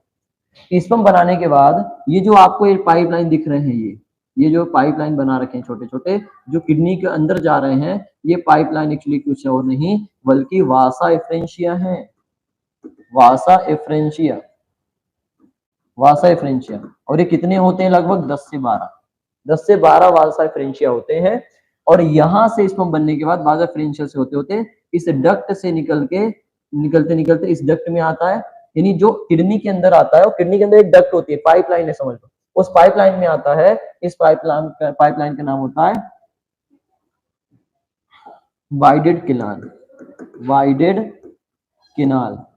वापस से इंपोर्टेंट क्वेश्चन बनेगा कि जो स्पर्म टेस्टिस ने बनाए थे वो किडनी में एक डक्ट के द्वारा बाहर निकालते हैं, उस डक्ट का नाम क्या होता है, बाइडेड केनाल। और ये जो केनाल है फिर जाके कहाँ जुड़ जाती है, यूरेटर में, और यूरेटर से ये कहाँ जाता है, ये यूरिनरी ब्लैडर है, यूरिनरी ब्लैडर है, ठीक है। और ये कहाँ जाता है, वापस से क्लोएका में, और क्लोएका से फिर क्या होता है, यहाँ से बाहर निकल जाता है, ठीक है। तो यहाँ पे आप ये देख रहे हैं ना कि इसमें टेस्टिस ही तो है अलग है जो स्पर्म बना रहा है, बाकी वो किससे जुड़ गया जाके, किडनी से, और किडनी का ही तो रास्ता यूज कर रहा है उसको बाहर निकालने के लिए स्पर्म। तो इस वजह से यहाँ पे कहा जाता है, जो नोट लिख रहा हूं मैं एनसीईआरटी की लाइन में है, कि यहाँ पर जो मेल का रिप्रोडक्टिव सिस्टम है या जो टेस्टिस है, जो ये टेस्टिस होता है, टेस्टिस स्ट्रक्चरली यानी संरचना भी उसकी किडनी से जुड़ी है, स्ट्रक्चरली और फंक्शन काम करने के लिए भी तो किडनी का यूज कर रहा है। तो structurally and functionally, structurally and functionally किससे अटैच है, तो ध्यान रखना structurally and functionally connect with kidney, kidney से ही जुड़ा हुआ है, वहां से काम भी करवा रहा है किडनी से ही, और किडनी से ही क्या कर रहा है, ठीक है, जुड़ा हुआ है, ठीक है, यानी संरचना भी बना, ठीक है। तो यहाँ से थोड़ा सा स्पीड में इसलिए कर रहे हैं क्योंकि फ्रॉग में चाहता हूँ कि 1-1.5 घंटे की टॉपिक में आप इसको प्रॉपर पूरी लाइन टू लाइन एनसीईआरटी से कर लो कम समय में। तो अभी रिवीजन का टाइम चल रहा है तो बहुत जल्दी हो जाएगा आपका, ठीक है। नहीं तो इसको आराम से बहुत धीरे धीरे करके भी पढ़ा सकते हैं, तो लेकिन उसमें 2-2.5 घंटे लग जाते। तो अपन कोशिश कर रहे हैं कि 1-1.25 घंटे में ये 1 घंटे 15 मिनट में कंप्लीट हो जाए, इसलिए थोड़ा सा स्पीड मेंटेन कर रहे हैं बेटा, ठीक है। चलिए, तो ये नोट हो जाएगा। आगे चलते हैं, नेक्स्ट बात करते हैं फीमेल में, ठीक है, कि फीमेल की क्या कंडीशन। तो ये फीमेल का रिप्रोडक्टिव सिस्टम है, पहले हमने जो पढ़ा वो मेल का था बेटा, ये फीमेल का reproductive system, female reproductive system, ठीक है। तो मेल के अंदर तो हमने ये देख लिया था ये कि जो मेल रिप्रोडक्टिव सिस्टम है, ये मेल रिप्रोडक्टिव सिस्टम है, ठीक है, ये वाला, ये मेल की बात चल रही थी, ठीक है, ध्यान रखना। तो ये मेल के अंदर यहाँ जो यूरेटर है, ये देखो मेल के अंदर जो यूरेटर है, अरे भाई क्या हो रहा है, ये देखो ये जो यूरेटर है, यहाँ से देखो यूरेटर से यूरिन भी निकल रहा था और साफ में क्या निकल रहा है, स्पर्म भी, इसलिए हमने इसको क्या बोला था, यूरिनो जेनाइटल ट्रैक्ट, ठीक है। लेकिन अब हम फीमेल में देखते हैं क्या फर्क है। तो फीमेल रिप्रोडक्टिव सिस्टम की जब आप बात करोगे, फीमेल रिप्रोडक्टिव सिस्टम की बात करोगे, तो ये वापस से ध्यान रखिए, ये तो अभी भी क्या है, किडनी है, और किडनी से ही अटैच होता है कौन, ये ओवरी है, ओवरी है, ठीक है, ओवरी। और ओवरी ध्यान रखना अपने लाइफ में लगभग 2500 से लेके 3000, ठीक है, ओवा प्रोड्यूस करती है, ओवा प्रोड्यूस करती है। तो ओवरी के अंदर जो ओवा बनते हैं ना, वो कितने बनते हैं, लाइफ में लगभग 2500 से लेके 3000, ठीक है, ओवा ये प्रोड्यूस करती है, ठीक है। चलिए, अब यहाँ देखिए, इससे जो ओवा बनेंगे ना, ये ओवा बन रहे ओवरी से, ठीक है, ये ओवरी है, ये किडनी है, ये किडनी से अटैच तो है, लेकिन ओवा बनाने का जो ओवुलेशन होगा, तो इसके जो ओवा है ना, इस डक्ट के द्वारा बाहर आ रहे हैं, और फिर सीधे जाके कहाँ खुल रहे हैं, क्लोएका में, सीधे कहाँ आ रहे हैं, क्लोएका में आ रहे हैं बेटा, क्लोएका में। और ये जो जिससे आ रहे हैं उस डक्ट का नाम क्या होगा, ओवी डक्ट, क्योंकि ओवम को लेके आ रही है या एक को लेके आ रही है, ठीक है, ओवा, या फिर मैं कह सकता हूँ ये एक को लेके आ रही है, इसलिए क्या है, ओवरी डक्ट, मतलब ओविडक्ट, ठीक है, क्या है, ओविडक्ट, ध्यान रखिए। तो ये जो ओविडक्ट होती है, ये ओवम को लेके आती है और क्लोएका में छोड़ती है। तो आप देखो यूरेटर तो ये है, अब बताओ यूरेटर क्या इसके रिप्रोडक्शन का पार्ट है क्या, नहीं है, ये रिप्रोडक्टिव सिस्टम का पार्ट है क्या, नहीं। तो इस वजह से ध्यान रखना, यूरेटर से सिर्फ क्या आती है, यूरिन आती है, ठीक है। और जो एग है, जो ओवा है, वो कहां से आता है, ओविडक्ट से आता है, ठीक है। तो इसका जो फंक्शन है, देखो स्ट्रक्चरली तो कनेक्ट है ये किडनी से, लेकिन फंक्शन अपना ये खुद कर रहा है, सीधे जाकर क्लोएका में ओवा को रिलीज कर रहा है। इसलिए ध्यान रखना, जो किडनी, जो इसकी ओवरी है, ठीक है, यहाँ पे मैं नोट करके लिख दे रहा हूँ, लाइन याद रखिएगा कि जो ओवरी है स्ट्रक्चरली कनेक्ट विथ किडनी, ठीक है, बट फंक्शनली, कोई पूछे है क्या तो मना कर देना कि फंक्शनली भी है क्या, नहीं, तो फंक्शनली नहीं होती है। सिर्फ ये ध्यान रखना कि ये स्ट्रक्चरली कनेक्ट है क्योंकि उसके ऊपर प्रेजेंट है, लेकिन इसका फंक्शन करने का तरीका प्रॉपर एक अलग सिस्टम से है। यहाँ पे एक लाइन और ध्यान रखिए कि ये जो देख पा रहे हैं आप, ठीक है, यहाँ पर ये मैंने आपको देखो ये बनाया है, ये क्या है कि किडनी और ओवरी के बीच में या उनको कनेक्ट करने के लिए, जोड़ने के लिए डबल फोल्ड मेम्ब्रेन होती है, डबल फोल्ड मेम्ब्रेन होती है, जिसका नाम होता है मीजोरचियम, ध्यान रखिएगा। और ये किसकी फोल्ड है? पेरिटोनियम की, पेरिटोनियम का है ये डबल फोल्ड। तो पेरिटोनियम का जो डबल फोल्ड होता है उसको मीजोरचियम कहते हैं। नहीं नहीं, गलत बोल दिया, ये मेल के लिए है, फीमेल के केस में इसको मीजोरचियम मीजोवेरियम कहते हैं, ध्यान रखिएगा। मीजोवेरियम होता है किसके अंदर? फीमेल के अंदर। अब यहाँ पे जो अपन ने गलती करी थी उसको यहाँ सही कर रहे हैं अपन। ये देखो ये टेस्टिस के पास भी था, ठीक है, टेस्टिस और किडनी को जोड़ने के लिए भी ये मेम्ब्रेन थी, ठीक है, ये भी डबल फोल्ड मेम्ब्रेन है किसकी? पेरिटोनियम की, बट इसका नाम यहाँ पे है मीजोरचियम, ठीक है, मीजोरचियम। तो ध्यान रखें मीजोरचियम क्या होता है? डबल फोल्ड मेम्ब्रेन है किसकी? पेरिटोनियम, ठीक है। चलिए, तो ये यहाँ पे खत्म हो गया बेटा मेल और फीमेल का रिप्रोडक्टिव सिस्टम। आगे हम बात करते हैं नेक्स्ट सिस्टम है नेक्स्ट सिस्टम नर्वस सिस्टम है, जिसको हम बाद में बात करेंगे। पहले हम इसका डेवलपमेंट देख लेते हैं, क्योंकि अभी हमने इसके मेल और फीमेल को देखा है, रिप्रोडक्टिव ऑर्गन्स को, ठीक है। चलिए, तो डेवलपमेंट की बात करें तो देखिए स्पर्म आएगा कहां से? टेस्टिस में बना, वहां से क्लोएका में आएगा, क्लोएका से फीमेल के रिप्रोडक्टिव, देखो डेवलपमेंट इसका बाहर होता है। तो क्या होता है कि स्पर्म और ओवम को रिलीज कर दिया जाता है बाहर। तो जो स्पर्म है, ठीक है, रिलीज हो जाता है, रिलीज आउटसाइड, और आउटसाइड कहाँ? वाटर में, ध्यान रखिए। ऐसे ही ओवम भी है, ठीक है, ओवा या एग, ये भी रिलीज होता है कहाँ? आउटसाइड में। और जब स्पर्म और ओवम ये दोनों मिलते हैं तो क्या हो जाता है? फर्टिलाइजेशन। तो क्या बनता है? फर्टिलाइज्ड एग बनता है। ये जो फर्टिलाइज्ड एग है, ठीक है, ये फर्टिलाइज्ड एग डायरेक्ट एडल्ट में कन्वर्ट नहीं होता, पहले ये कन्वर्ट होता है किसमें? लार्वा में।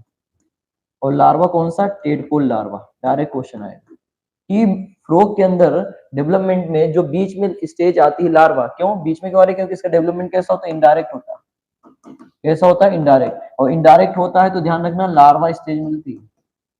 और जब लार्वा स्टेज मिलती है तो आपको ये ध्यान रखना पड़ेगा कि वहां पे कौन सा लार्वा है? तो टेडपोल लार्वा है, टेडपोल लार्वा।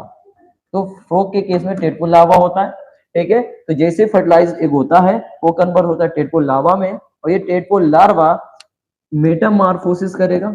मेटामॉर्फोसिस एक प्रोसेस है जिससे लार्वा किस में कन्वर्ट हो जाता है? एडल्ट में। तो ये क्वेश्चन बनेगा कि एडल्ट से लार्वा जो लार्वा है उससे को एडल्ट में कन्वर्ट करने के लिए जो प्रोसेस लगती है उसका नाम क्या है? मेटामॉर्फोसिस। और मेटामॉर्फोसिस कराने के लिए यहाँ पे एक एंजाइम लगेगा जिसका नाम होगा थायरोक्सिन। क्या नाम होगा? थायरोक्सिन। तो जो थायराइड ग्लैंड है, इसके पास भी थायराइड ग्लैंड, आगे आगे हम बताऊंगा।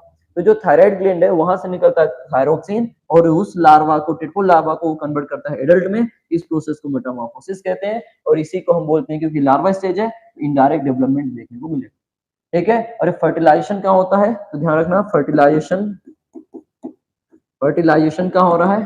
ठीक है, एक्सटर्नल साइड में, ठीक है। एक्चुअली होता क्या है कि पानी के अंदर ही स्पर्म ओवम रिलीज कर दिए जाते हैं, वहीं पे फर्टिलाइज करके लार्वा बनाता है, फिर लार्वा एडल्ट में कन्वर्ट होता है। तो ध्यान रखिएगा, अंदर नहीं, एक्सटर्नल फर्टिलाइजेशन है, ठीक है।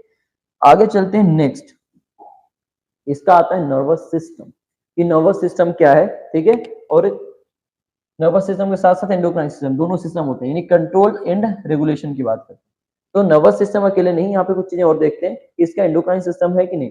तो ध्यान रखना कि कंट्रोल एंड रेगुलेशन कराने के लिए हमारे शरीर में दो सिस्टम होते हैं, ठीक है, हमारे शरीर में दो सिस्टम होते हैं। ऐसे ही फ्रॉग के अंदर भी बेटा रेगुलेशन करने के लिए, कंट्रोल करने के लिए, चीजों को कोऑर्डिनेट या समन्वय स्थापित करने के लिए दो सिस्टम काम करते हैं। एक काम करता है नर्वस सिस्टम, एक काम करता है नर्वस सिस्टम, और एक काम करता है बेटा एंडोक्राइन सिस्टम। तो इसके पास भी एंडोक्राइन सिस्टम है और नर्वस सिस्टम भी, ठीक है। सबसे पहले हम बात करते हैं किसके? एंडोक्राइन की कर लेते हैं, देन हम बात कर लेंगे नर्वस सिस्टम। तो जो एंडोक्राइन सिस्टम है ये किससे बना होगा? एंडोक्राइन ग्लैंड से बना होगा, एंडोक्राइन ग्लैंड। और एंडोक्राइन ग्लैंड से बना होगा, और एंडोक्राइन ग्लैंड क्या सिक्रेट करती हैं? हार्मोन्स। और ये हार्मोन्स ही क्या करेगा? हार्मोन फंक्शन क्या करेगा? कंट्रोल एंड कोऑर्डिनेशन का, चीजों को कंट्रोल करना, ठीक है, कोऑर्डिनेट करना, ये काम किसका होगा? हार्मोन।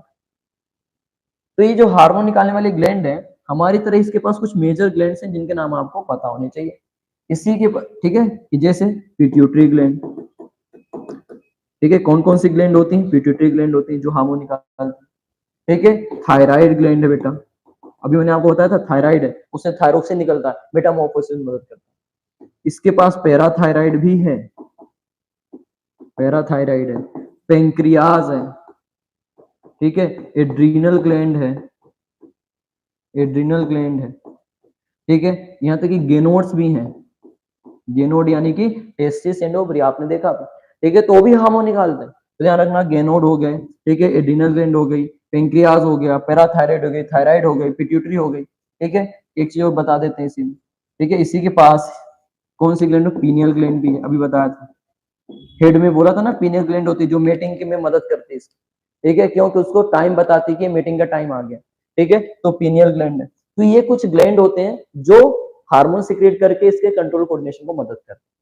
अब हम बात करते हैं नर्वस सिस्टम की, कि इसमें नर्वस सिस्टम भी है, और नर्वस सिस्टम में देख लेते हैं क्या क्या देखने को यहाँ पे मिलेगा। तो इसका जो नर्वस सिस्टम है, नर्वस सिस्टम, ठीक है, नर्वस सिस्टम, नर्वस सिस्टम में आप ध्यान रखिए कि दो चीज होती हैं, एक होता है सेंट्रल नर्वस सिस्टम होता है, और एक होता है पेरिफेरल नर्वस सिस्टम होता है। सर जो हमारा नर्वस सिस्टम है वो भी ऐसे मिलके बना है, वैसे ही फ्रेग में रिलेट करो कि फ्रॉग में भी ऐसे ही है, उसके पास भी सेंट्रल नर्वस सिस्टम है और पीएनएस यानी पेरिफेरल नर्वस सिस्टम।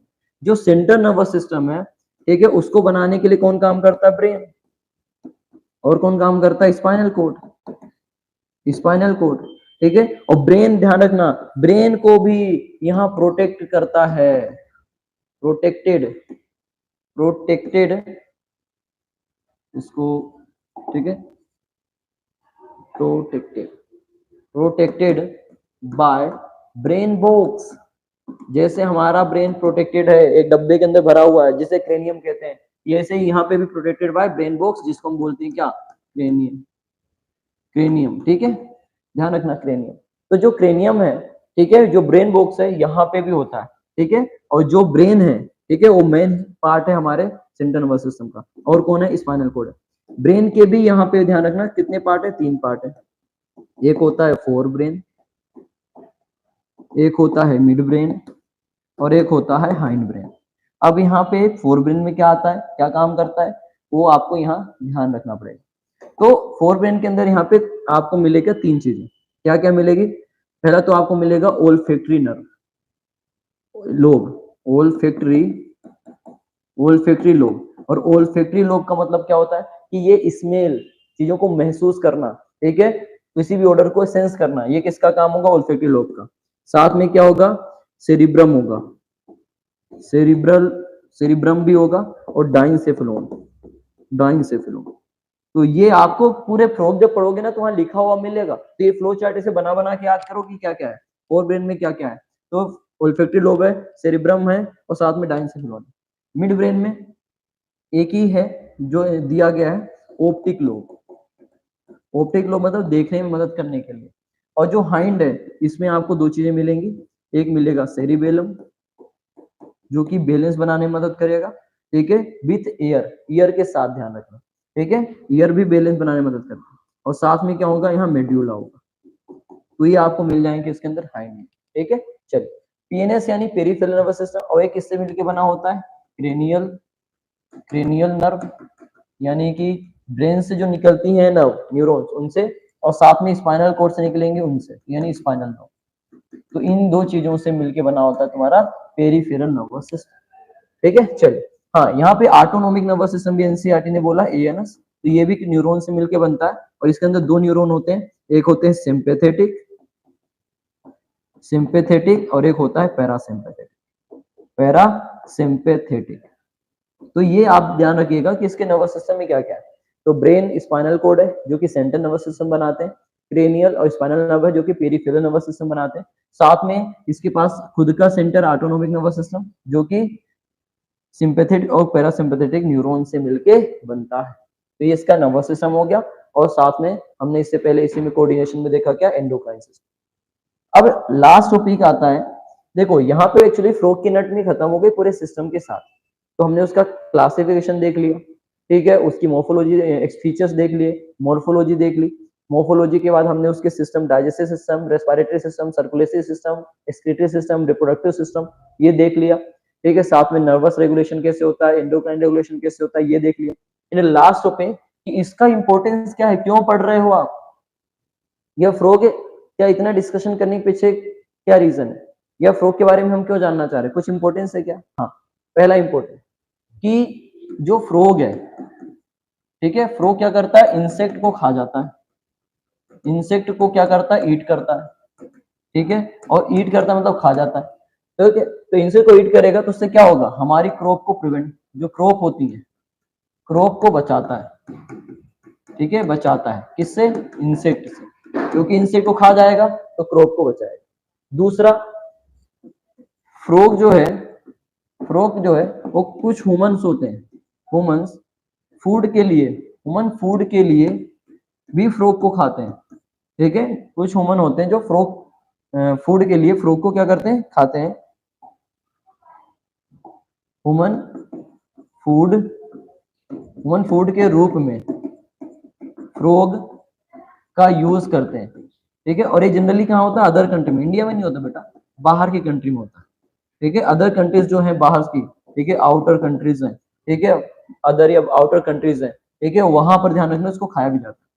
साथ में क्या करता है बेटा, ये इकोसिस्टम को भी बैलेंस करता है, इकोसिस्टम को बैलेंस करता है, इकोसिस्टम को बैलेंस करता है। इकोसिस्टम को कैसे बैलेंस करता है कि देखो, इकोसिस्टम में जो फूड चेन या फूड वेब होती है, वहां पर इसका एक ट्रोपिक लेवल होगा, कोई जीव इसको खाने के लिए यूज करेंगे और ये किसी को खाएगा, तो इकोसिस्टम के अंदर जो कनेक्टिंग जो फूड चेन होती है, फूड वेब होती है, उसको कनेक्ट करना में मदद करेगा। भाई इस पे भी तो कुछ जीव डिपेंड है, यदि ये खत्म हो गया तो जीव भी खत्म हो जाएगा, तो इकोसिस्टम डिस्टर्ब हो जाएगा। यदि ये खत्म हो गया तो जिसको भी प्रे करता है इंसेक्ट को, वो बढ़ जाएंगे, इकोसिस्टम फिर डिस्टर्ब हो जाएगा। तो इस वजह से इकोसिस्टम को बैलेंस करने में मदद करता है। कुछ लोग फ्रॉग को खाते हैं, कुछ फ्रॉग इंसेक्ट को खाते हैं, तो इनसे कंट्रोल रहता है क्रॉप अच्छी खासी, ठीक है। चलिए, इसको अपन और अच्छे से कर सकते थे, टाइम लिमिटेशन थोड़ा सा था। मैं कोशिश कर रहा था कि आपको 1 से सवा घंटे में, यानी 1 से घंटे या 1 घंटे 15 मिनट में इसको खत्म करें, और शायद उससे ज्यादा ही टाइम हो गया, क्योंकि हमें थोड़ा सा डिटेल में पढ़ना है। कम टाइम में रिवीजन का टाइम चल रहा है बेटा, तो आप इसको थोड़ा सा एक बार देखो अच्छे से, ठीक है, प्रॉपर नोट्स बनाओ और जल्दी से जल्दी, क्योंकि सारे इंपॉर्टेंट पॉइंट मैंने दे दिए, आप इनको अच्छे से कर लो, आपसे सारे क्वेश्चन फ्रॉग के बनेंगे। इनको अच्छे से करना। आज हम यहाँ पे खत्म करते हैं, नेक्स्ट क्लास में हम दूसरे टॉपिक या लेक्चर को लेके आएंगे, ठीक है। आप सभी को राम राम, जय श्री कृष्ण।